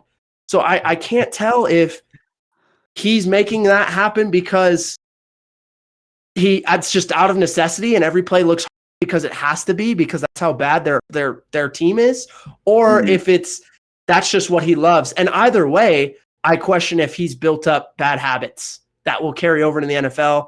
And then I start asking myself, are the Bears a good enough staff to train that out of him and help him play on schedule, right? Like that's the thing you can factor in. Caleb Williams, you get to factor in who he's going to go play for because we already know. He's the only guy on this list that we know who he's going to play for. We know who the weapons are for him. And like, is the situation better for him than it was going to be for Justin Fields? Yes. But I'm not ready to say it's great. I think a lot of people have jumped to like, oh my gosh, this is the best situation any number one pick's ever gone into. And I'm like, I don't know if I like DJ Moore. I like Keenan Allen. Keenan Allen's like a grandfather of receivers now, but like, I like him. He'll still probably be good, but you won't have him for very long is number one. Number two, DJ Moore, he's good. I don't know if he's like I know he's put up numbers, but I don't know if I'm like psyched that that's who his number one receiver is personally. Cole Kmet is another like good player. I don't know. You know what I mean? And their offensive line is better. Is it good? I don't know. I mean, they have a brand new OC. If Luke Getsy doesn't win this year, you have to imagine it's year 4 for that guy. If they don't win, he's getting fired. So then you're talking about, is Caleb Williams going to be on a new OC in year 2, right? So I could just very easily see this going bad, like quickly. I'm with you, Chase. I think it's the highest floor, lowest ceiling. I'm really concerned about where he's going. But at its best, if I'm giving you a comp, it's Russell Wilson, early Russell Wilson when he was improving with the Seahawks on his way to Super Bowls, right? Where it was he could hit the deep shot down the field, the arm, the ability to make all those crazy improvised throws, the ability to extend plays, the slipperiness in the pocket. He can take off and run. When it's not there, he'll go make it happen. He made defenders look silly the way that Caleb Williams has done in college. Very similar build too, where even though they're kind of shorter, they're really stocky and thick. So it's really hard to tackle them, and they really don't get hurt. I mean, knock on wood, but that's like a real thing. The durability is great with those guys. But if it's at its worst, it can look like most recent Russell Wilson, where he never plays on schedule. He's kind of unable to play within the structure. That's why Sean Payton got so mad at him and shipped the guy off to Pittsburgh, because he's like, I can't do this anymore with you. And now that he's older, doesn't have the same athleticism. He's not as good at extending those plays as he once was. I mean, look at some of this stuff right here against Atlanta in the playoffs.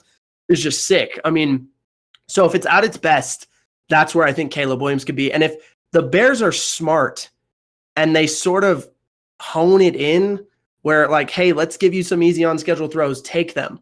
Let's run the football. Take some pressure off of you. And then on third down, or on the big plays, we'll unleash you. We'll let you do your thing. But if that's every play for him, if he's throwing 40 times a game and he's trying to do it all like that, I just think you're going to see a lot of turnovers. I think you're going to see a lot of sacks, a lot of negative plays. And that's where I would get nervous that it goes bad. It slides after that, right? So those are my big concerns, big questions with him. Really, truly, like, could be unbelievably elite and could also be so bad. But Joey, what were your thoughts on Caleb Williams? All right, so my notes that I had written down for him, there was a couple plays I saw where they gave him like a moving pocket where you said they like to scheme up things for him. I saw that going on a little bit where they were like that the whole line was outside on the numbers, he's just chilling behind them. I said he zips the ball in, he gunslinger for sure. Said he's good at throwing on the run. And then I had some film from him being at Oklahoma as well. I feel like maybe not last year as much, but his first 2 years, it looked like he was definitely having more fun. And then last year, he just looked really stiff and not necessarily like enjoying the game of football. I don't know. Because like when he was at Oklahoma, he was doing crazy things that like even like I felt like what Chase was talking about. But like when I seen some of his USC tape, it looked like he was just like just trying to do enough. You know what I mean? I don't know. But for my comp I gave him, I went with Dak. Not bad. I could see that one. Yeah. Okay. CB, who'd you have? Who's your comp for Caleb Williams? Like you said, man, this is one of the toughest to try to comp just because I think he's just so unique. But I'm just going to come out and kind of say what I think you maybe wish you could say with a little less expletives. He's Johnny Manziel, and I see his career going very similarly. I'm just going to be honest. I think this train wreck. I really, I don't because think of Chicago or because of him. I don't think that he has any chance landing in a situation that's actually going to be successful for him. When I look at anybody in the top 15, this kind of quarterback play, unless he is sitting for a couple years and they do the old Patrick Mahomes.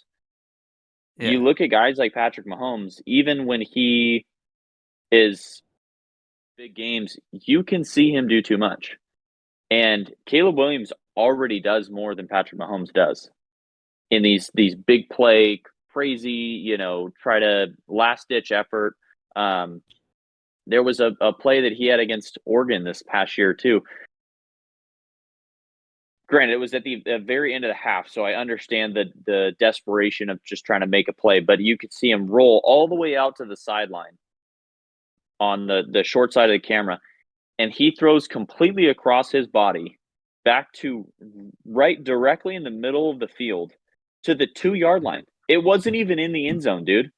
He literally threw the ball 1 yard above the line of scrimmage all the way back to the middle of the field. It's 100%. I'm on board with you. The bad habits that have developed, whether it's out of necessity for how bad this team was, or that's just how he likes to play the game. These things are not going to work. And I think it's going to be a really, really tough adjustment for Caleb Williams. Outside of being on a Super Bowl contending team who already has a quarterback, I don't see a situation in which this turns into a successful marriage between an offensive coordinator and a quarterback. This is not going to work. And I get it. He's got a super high ceiling, but I am leaning way more towards the floor than the ceiling. Although I do understand where the draw is. If you're Chicago, you still have to take him. He has the highest ceiling of anybody. I don't think it's a bad pick. It sucks for him because I don't think there's a situation that he's going to get drafted into, even if it's not Chicago, that it's going to end up working out well for him or the team. That makes sense. All right. God, that was a tough one, but we rage on. We got 2 more guys. We got the guys both Carolinas. Who we got next, Joe? Next guy we're looking at is going to be Spencer Rattler out of South Carolina. He's 6 foot flat, weighs in at 211. He's got 5 years. I believe that's what that is in NCAA. He's got 3 of those over at Oklahoma. We got 48 games during the span with 69% completion percentage. Threw for 10,901 yards with 77 passing touchdowns. Got 1,069 rushing yards with 16 rushing touchdowns.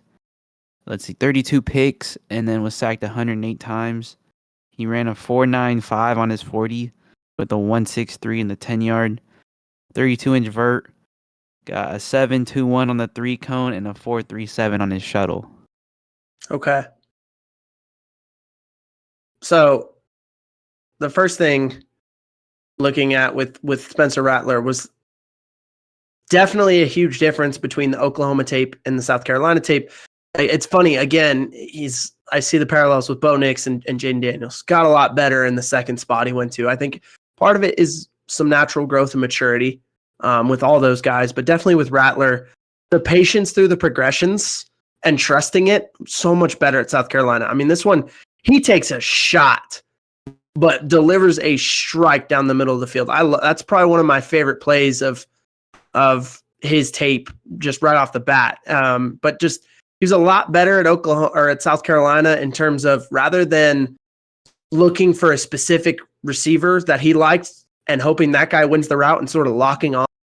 He just learned to trust the concept and all of his guys and go through the progression as it's designed. And you can see all of these are rhythm, progression, read throws. Showed a lot more maturity in some of those decisions because of this progress in his game. Especially you look at the Georgia tape, he carved that Georgia defense up, and nobody had done that for 2 years. And he was just patient and consistent. Went through his reads, took what they gave him, put it on the guy. I mean, right here. Now, this makes you go, wow, because you're talking about Xavier Leggett going and scoring. But that was a great throw. I know it was a 5-yard throw, but he came all the way back to his third read in the shallow progression, hit the shallow on target, let his guy go score. So I think he did a much better job of not, honestly, he was a lot like Caleb Williams that big game hunted a lot and especially looked for a specific receiver. And at South Carolina, he learned to kind of get out of that habit and did a much better job of hitting his guys. That last one, just take the check down. They gave it to you. And the guy, oh, hey, your guy's pretty good. He goes and scores. Okay. So I do think he just matured a lot at South Carolina in his game, specifically with that part. The arm talent has always been there. Like he makes a lot of throws that are really impressive. I think he's shown the ability to make any throw, whether he's at Oklahoma or South Carolina. That's always been a part of his game. Some of these throws are just, massive. That thing's a 60-yard bomb on the run, then throwing it back shoulder in the red zone. He does a lot. He has the ability to throw off platform when the base isn't clean as well. He'll take some shots and still make the throw stand in there. Throws with zip or touch any area of the field. Mm-hmm. Like I said, I think that's always kind of been the thing that that's the reason he got another shot at South Carolina. It's the reason he was a 5-star recruit and got signed at Oklahoma to play for Lincoln Riley. That arm talent has always been undeniable. Being able to throw around defenders, off platform, all that stuff. That's all always been there. So, but CB, I know you're not as big of a fan, so let's hear it. Yeah, I don't think we could be further apart on our opinions. Spencer Rattler's god awful, to be totally honest with you. That's why we had the man on. If he gets drafted in the first 3 rounds, I would fire that general manager. I'm not. He's his lack of awareness at times. He misses throws that were worse than Michael Penix, and I don't think that he makes up for it. Like one of the best throws he had was against Furman, dude. These guys are. Here's a throw against Florida that's pretty. I don't think there was anything that I saw on tape that I don't think single one of the other quarterbacks in this draft class can make in their sleep. He's so far below the rest of these quarterbacks. It's crazy. My only note was Trevor, you suck for making me watch this. Gonna be giving overpriced QB private lessons in 3 years after he's out of the league. That was my note on Spencer Rattler. I guarantee you, he'll be a journeyman at best as a backup quarterback. This guy's not a starter in the NFL. Period. All right. Oh, scathing. Scathing. Gosh, you're mean. See, that's why by the way, that's why I said you shouldn't trust my comps for him. He's terrible, bro. He's terrible. So it's funny. I'm not doing It's funny because the whole time you've been talking, just unbelievable throws playing in the background the whole time. I mean, 3 minutes worth of sick tape from Spencer Rattler, throwing Nothing on the we run, haven't seen throwing from other on guys. all arm angle. Well, okay, well, and that's my point. All the other guys you love, but this guy, he's doing all the things the other guys are doing. Absolutely despise him. And that's my question is, like, he's doing the same things the other guys are doing. No shot. I mean, look at that throw. Come on. Off the back foot with a SEC defender dragging him to the ground, and he throws it 30 yards in the air on a rope. Guy, come on. And last thing, let's watch the not so good plays, and then we'll and certainly some of the not so good plays are apparent. I'm not saying he doesn't have some bad ones, but I think there's a lot more good than you're giving him credit for, is my point. Last thing that I saw and was not expecting to see, but I just thought he's an underrated scrambler. I know he runs a 4.91, so I'm not telling you he's fast. He's really good at, I mean, he was actually really good QB sneak. That's a last on your list of priorities when you're talking about quarterbacks, but it's a thing that he does really well. And then the underrated scrambler. I mean, this is against Georgia, okay? Like, that's the fastest defense in college football, and he's going and getting 13 yards on a scramble, all right? So if he can do that there, he can do that in the NFL. And again, this tape is another 2.5 minutes of just him scrambling, or even a couple of design QB runs in there, like this one against Mississippi State. In the fourth quarter, tied 27-27, guy rips off the 25 yards design quarterback run out the back door. So I do think he's not given enough credit. He had a career high this last year, 39 scrambles. Did so out of necessity, wasn't necessarily looking to do it ever. But when he did it, really highly effective, averaged 7 yards a rush. And that included some of those quarterback sneaks that I talked about where you're getting a yard, right? So to average 7 yards a rush, including all that, is pretty impressive, showcases how effective he was when he did take off. Like I said, no one's going to mistake him for a speedster. He runs a 4.95, all right? But he was really able to extend plays, go get 7 yards when nothing's there down the field, which that's just an added quality that you like to see. I mean, look at him. He's Florida guys. Florida's got speed. So I like that part of his game.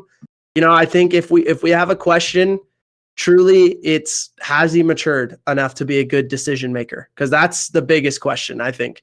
The decisions. There's a reason he basically transferred out of Oklahoma, and it was because his decision making good.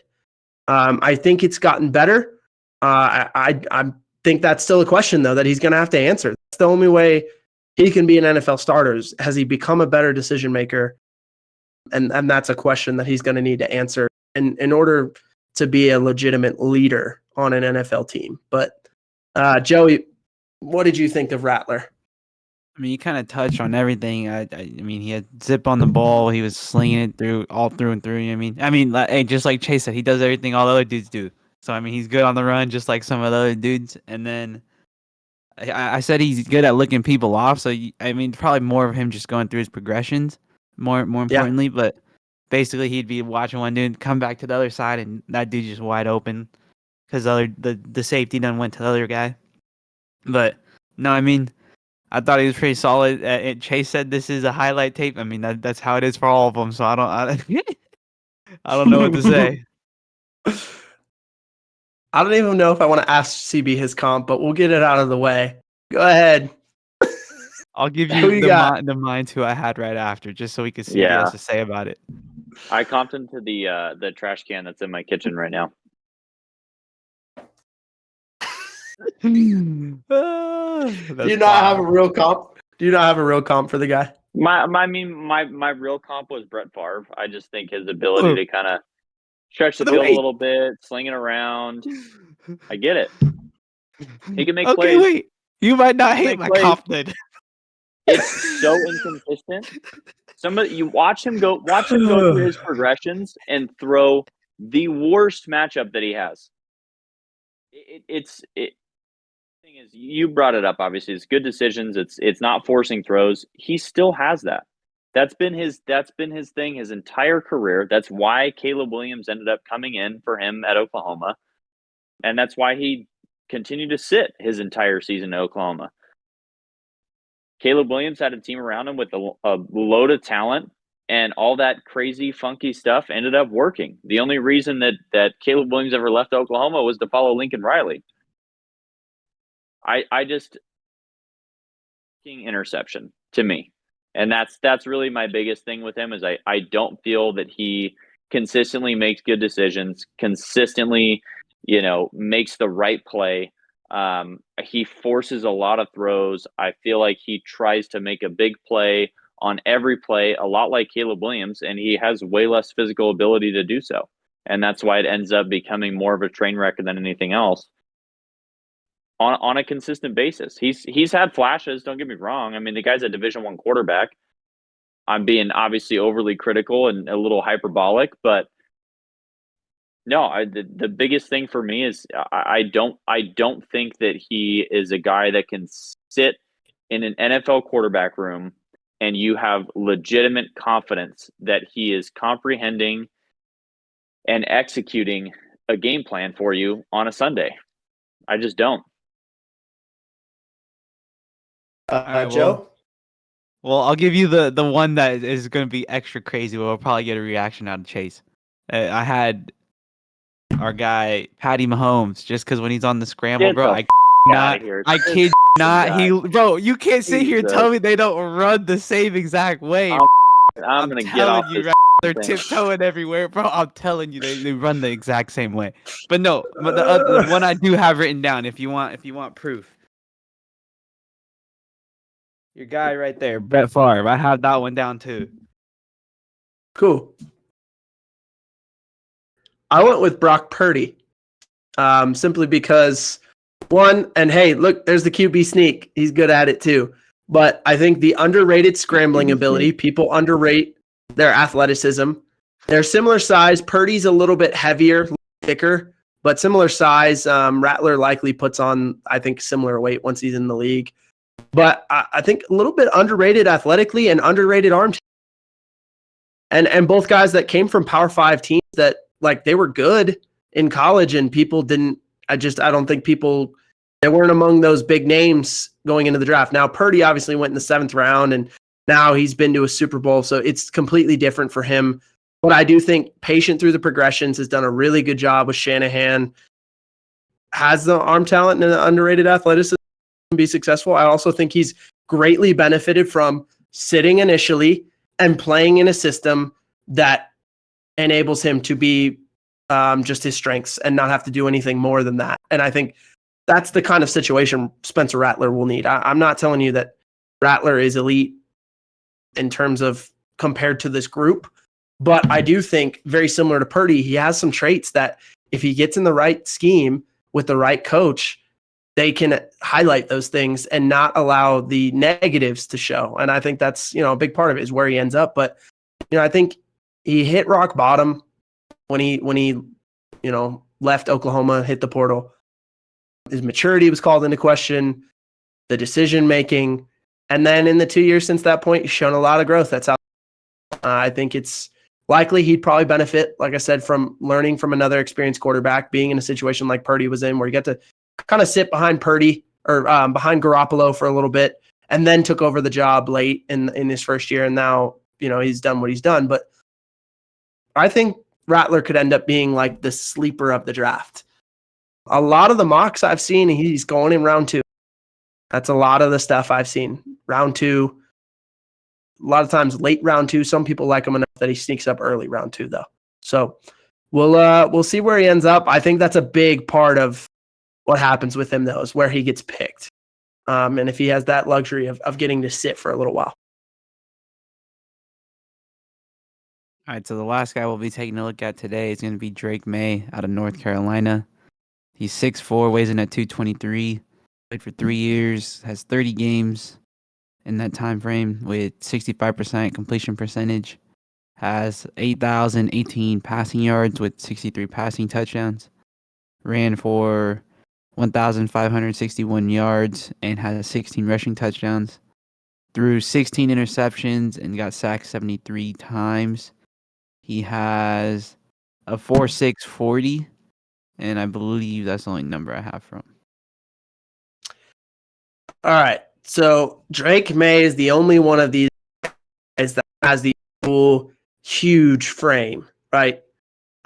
He's 6'4", 223 pounds at only 21 years old. I'll likely see him 10 more in the NFL, I'd imagine. When he gets in that weight room, he eats, becomes a professional.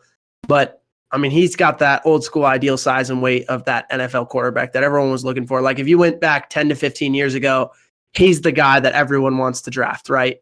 And you can see it on the film how it helps him being that big. You know, there's some plays where it's just like, I don't think some of the other guys might have been able to make, you know, in the grasp of a player going to the ground, and he's still got the arm strength to make that throw because he's just so big. And as good as some of these other guys are, those plays aren't available to them because they're not that size. They just don't have that God-given ability, you know? And he's really the only quarterback in this class that has that. That's what separates him. I think that's where some people have fallen in love with him. Just the fact that he is so big. You can see it in everything, the breaking tackles in the pocket, using his strength in the run game.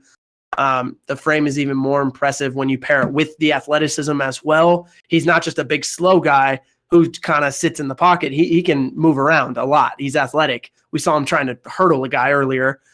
He can escape and run and use that frame in the open. It makes him a dynamic runner with the ball in his hands. So, you know, you pair all of that together. That's the thing that's special about him that people love when they watch him. And I think that's where people have convinced themselves that this guy is a big-time quarterback, is those specific traits that you just can't coach. He just has them. But, CB, your thoughts on Drake Maye?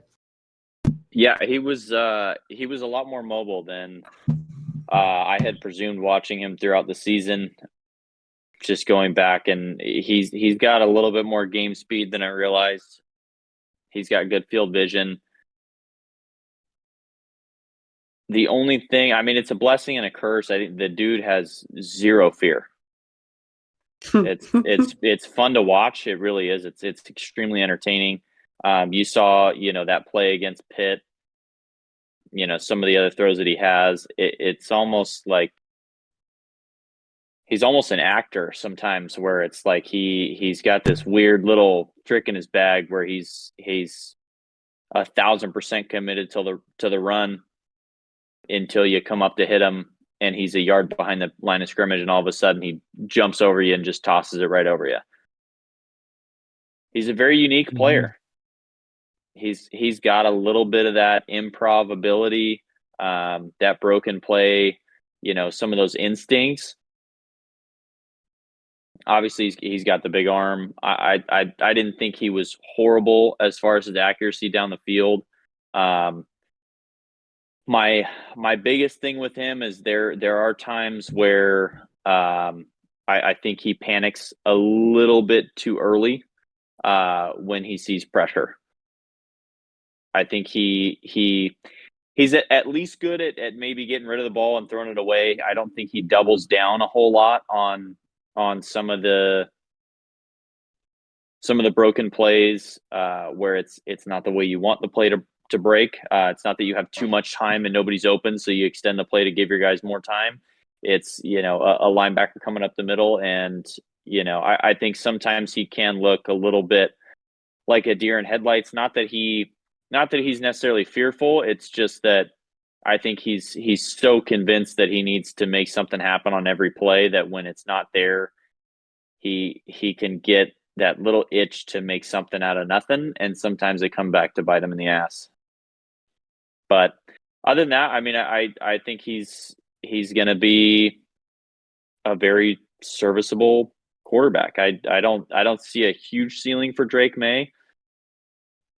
I think there's a lot of risks with him transitioning to the NFL and dealing with some of the pressure and the disguised coverages that I'm not sure if he can handle that jump without at least a year sitting. So I do think, just like these other guys, a big part of this is what situation he goes into. But yeah, I don't think this is a franchise-changing guy, but he's fun to watch, man. He could be if he ends up in the right situation. Who knows? Yeah, he runs the ball. He's got that big body. I think he could be a fun guy to watch with a team that is a little bit desperate, and he's a big competitor. So I think at the very least it'll be fun to watch him play with a team that doesn't have a whole lot of talent around it. Yeah, I mean, I think you mentioned it, the big arm. That was the next thing. That rocket arm. The ball comes off his hands. You can hear the flight of it. He throws with extreme zip, reminiscent of what, like I said, every team was looking for 10 to 15 years ago in the draft. I mean, he can make any throw. You saw the tape of that. Yeah. And then lastly, he's not scared. And you mentioned it, that you took the words out of my mouth. Like, he risk averse. He is not scared. He'll make some tight window throws that you're like, whoa, no, yeah. Yeah. There's a lot of those plays on his tape of like, no, yes. And so it's wild, some of the throws he's willing to make. I think he plays some hero ball. It's kind of like Caleb Williams. You're like, it wasn't great at North Carolina around him. He did have Tez Walker down the stretch, but like this play right here, you're going down and he's just like, here, take it. Like, what, as a coach, I'm kind of like, yeah, it worked out here, but what are you doing? Yeah, don't ever do that again. Don't ever do it again. And we've watched him do that 3 times on this tape, like that kind of play. So he's not afraid to like risk it for the biscuit, baby. Like he'll do it. If he thinks he's got a shot, he's going to take it. So I think that's the big thing. He's just classic gunslinger. I think he ends up being a guy who, I don't want to spoil my comp because I'll save it, but yeah, I think he could be a guy that's kind of Jekyll and Hyde. He'll make some big time throws and you're like, oh my gosh. And then he's going to make some bonehead decisions where you're going to be like, oh my gosh. So I think he can be both of those things at the same time. And that's kind of the worry if you're taking a guy that high, that where he's projected to go right now. So that would be the big question is, can he avoid the negative plays, become more consistent with the progressions and the decision-making, not try and play so much hero ball, and maybe be a little bit more accurate in the NFL. He kind of like watching Josh Allen college tape. You're like, but Josh Allen played in a much different situation in Wyoming. I wasn't a huge fan of Josh Allen coming out either. You talked about, that was kind of that first draft we watched together. I was really down fan of his. I'm not as big. I'm kind of in the same boat with Drake Maye, which makes me nervous because Josh Allen turned out to be that guy. But for every Josh Allen, I could give you 6 guys who didn't work out that were that same kind of guy. So I still think I would lean towards, maybe not Drake Maye being that guy, but we'll continue having the conversation here, especially when we get to comps. But Joey, what were your thoughts on Drake Maye? All right, so the first thing I wrote down was he has a great O-line. I hope he fed them well because he had some good pockets out there, plenty of time to throw the ball on some of these. I said he has a high release point.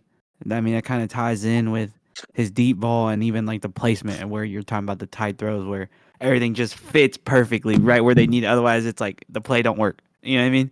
So I think those are all my notes right there. And all 3 of those kind of tying together from what I've seen. But I'll throw out my comp before you get into yours. I wrote down Jared Goff. Ooh, okay. I had Jameis Winston. So I could see Drake Maye being a 30 touchdown guy, like Jameis. Like when Jameis is right, it's fun. Like some of the throws he makes and the decisions he makes are like, wow. But then also on the other side of that, it's also, wow. Like what do you do? 32 and 32 or something?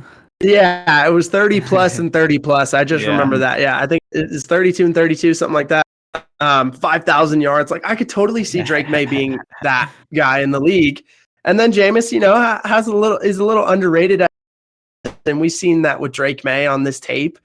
But Jameis also, whenever Jameis got in that mode, you knew it was going to be a big play. You just didn't know for who. And yeah. I kind of see some shades of that with Drake Maye, I'll be honest. So that makes me nervous if you're taking him in the top 10, just to be frank. I think he is true boomer bust type guy. The size, strength, athleticism, arm strength, they're going to draw the comparisons to Josh Allen. But like Allen, he had some inconsistencies in college that have people questioning, what does he look like in the NFL? Because Josh Allen worked out, I think it convinces more people to take the shot. And I understand it. But, I think if he can figure out how to take calculated risks rather than just, big game hunting all the time, he has a much higher chance of success.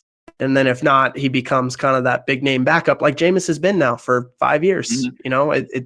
It's been that way since he left Tampa, and everyone's kind of like, well, is Jameis going to get another shot to start? And it's just the decision-making isn't quite good enough. The talent's there, but is the decision-making there? And I don't, that's where I, question with Drake Maye. So that's where I'm at with it. CB, who's your comp? Yeah, my comp was more along the lines of like how I predict the career is going to go. It's absolutely no shade to Drake Maye because I think there's a couple different situations where it really works out well for him. But my comp was Jeff Garcia. I just think the ability to kind of extend plays and make these plays. I think he's going to be a guy in the NFL that has flashes all the time. And Jeff Garcia was that guy where he had a home for a little bit and then he kind of turned into a journeyman guy. And he has these plays where, especially when, you're signing him on a 1 year, $6 million deal and he's your starting quarterback, you're like, holy shit, let's get this guy an extension. This guy's awesome. And then, 4 plays later, you're like, oh, okay, that's why it's a 1 year deal. That makes sense. He's a very hot and cold. In my opinion, I think that's who he's going to end up turning into, is a very hot and cold. You're going to see flashes of great plays, and then you're going to be reminded that this is why it's probably not a long-term solution to an organization's problem.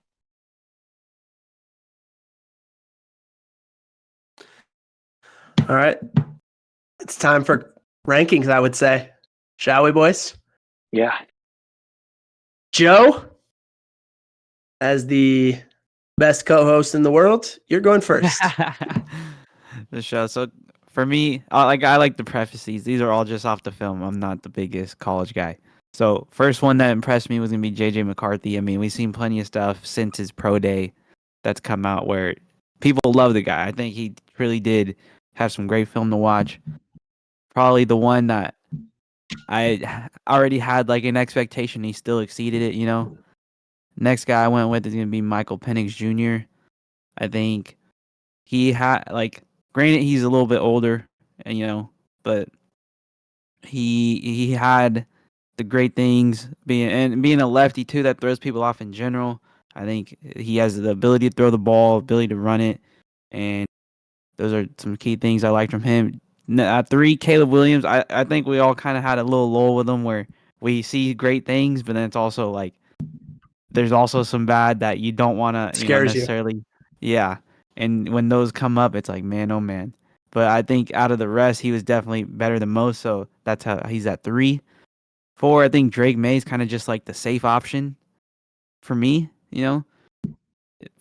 Granted, that's not how he kind of just spoke about him being a little more risky, the tight windows, trying to fit the ball in there. But I think in terms of having like a career play out, I think Drake Maye sits there at the middle. 5, I went with Spencer Rattler. I mean, kind of just more so that the other 2 I wasn't really a big fan of. I think Bo Nix, even like I said, Johnny Football, I think he could have a quick career in the NFL. Gets in there, gets somewhere, doesn't really, impress many people, and then he's out the league. So that's why I have him last. Jayden Daniels is right below Spencer Rattler. 2 dudes I think you could even flip-flop if you wanted. Just, I don't know.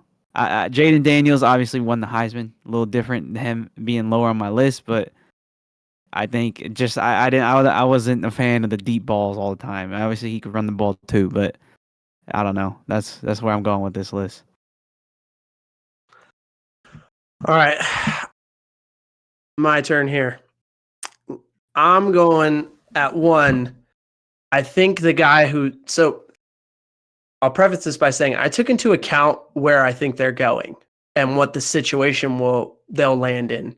And to me, JJ McCarthy has the best blend of good head on his shoulders, elite playmaking when called upon it in those critical situations, the athleticism, the arm talent, the positive characteristics that come out of playing in a pro offense. He didn't have to build some of those bad habits some of these other guys did. And then correlating with that with the likely situation he ends up in is probably Minnesota, like right now. Maybe New England, maybe, or New York would probably be the worst case scenario for him. But it feels like it's one of those 3 teams, maybe slight outside chance that it's Denver. One of those 4 teams, right? Mm-hmm. All of those are, I think, better than where Daniels or Williams could end up here. Mm-hmm.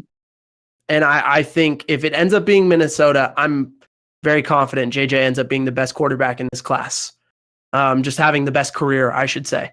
So I like JJ McCarthy. I comped him to Matthew Stafford.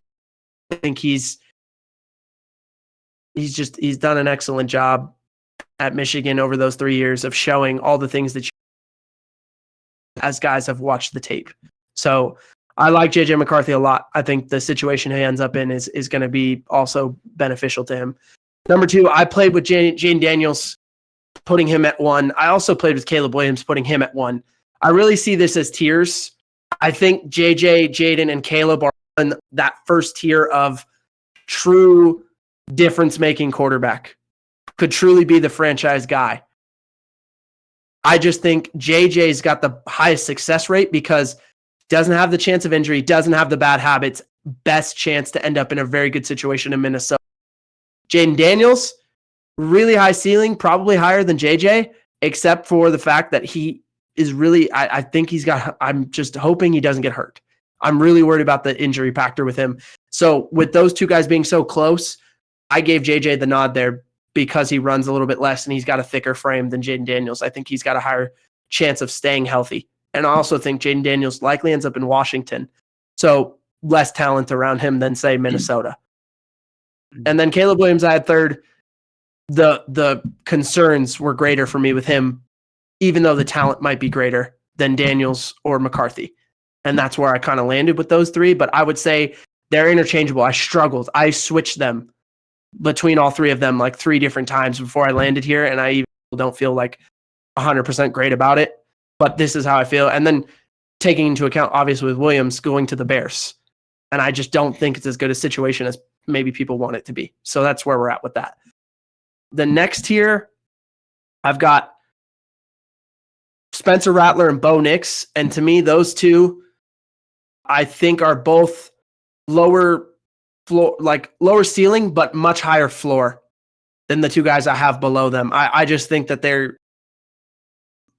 have a higher chance of being just a long-term NFL starter. Maybe not a high-end one, but just being in the league for a long time. I just think both of them have those kinds of traits of being that low-end starter, high-tier backup. And then Drake Maye and Michael Penix Jr. to me are the 2 guys in this draft that if they got in the exact right situation and things went the right way, could have top 5 type talent.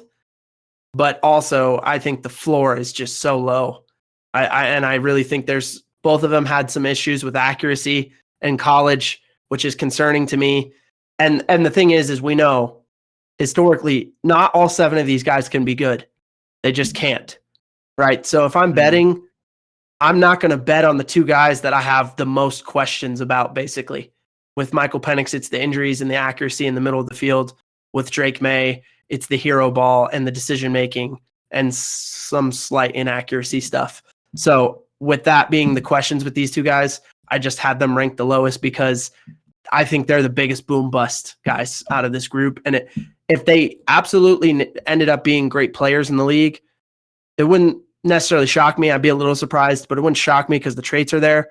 But I would just I would lean towards both those guys being busts.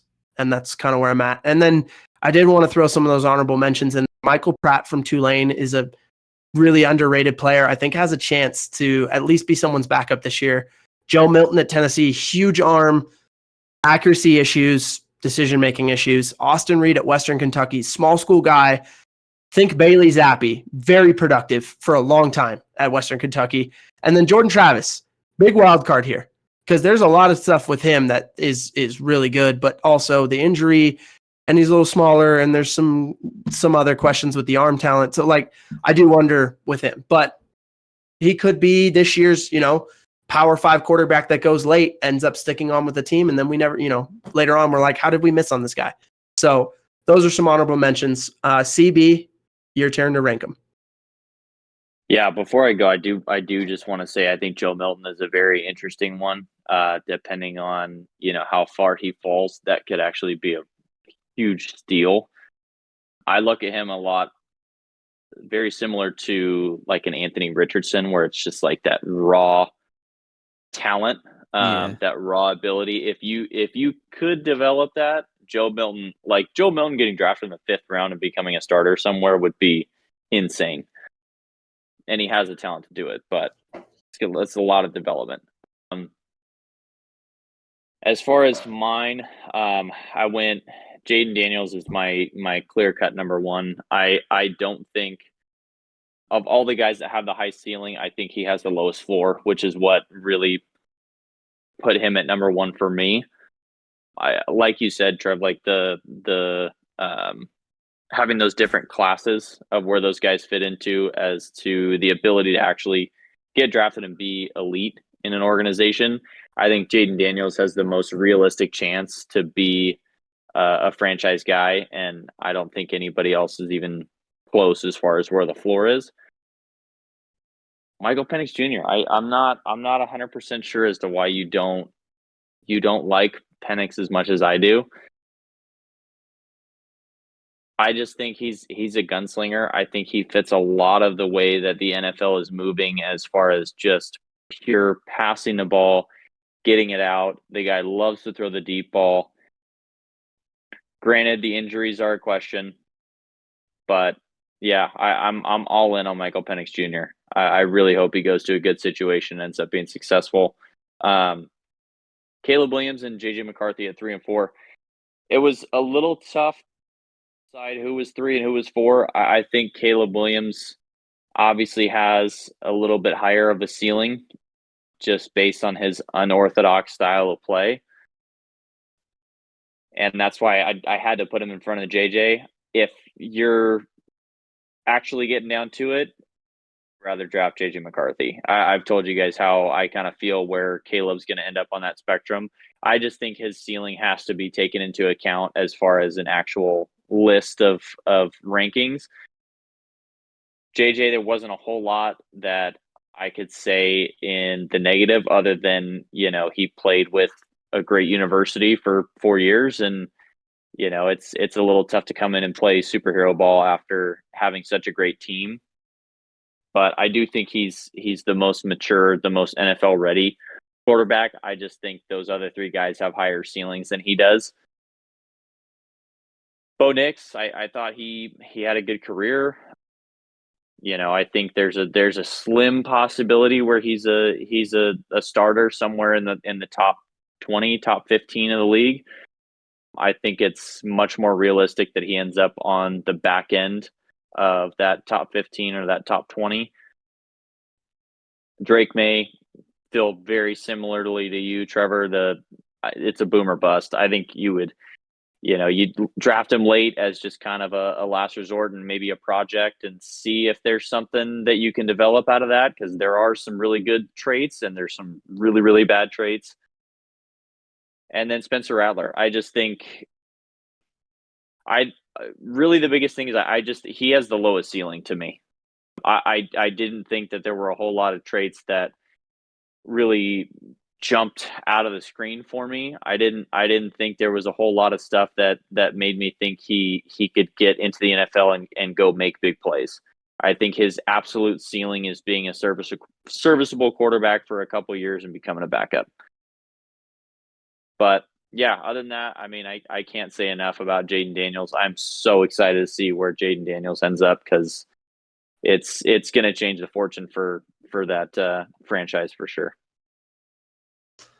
Man, this is a mammoth of an episode, but That's for we sure. we evaluated 7 guys.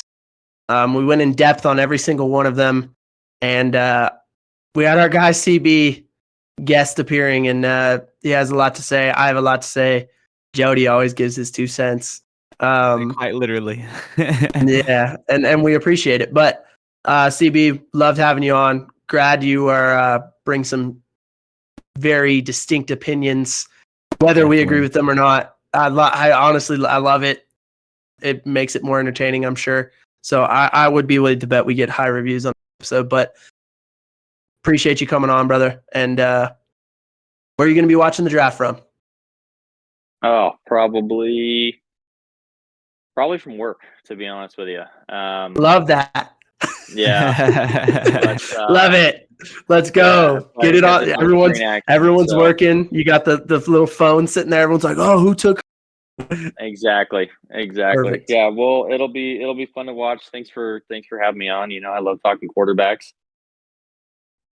Yeah, I will we'll back around again after year 1, and we'll talk about how Spencer Rattler is again.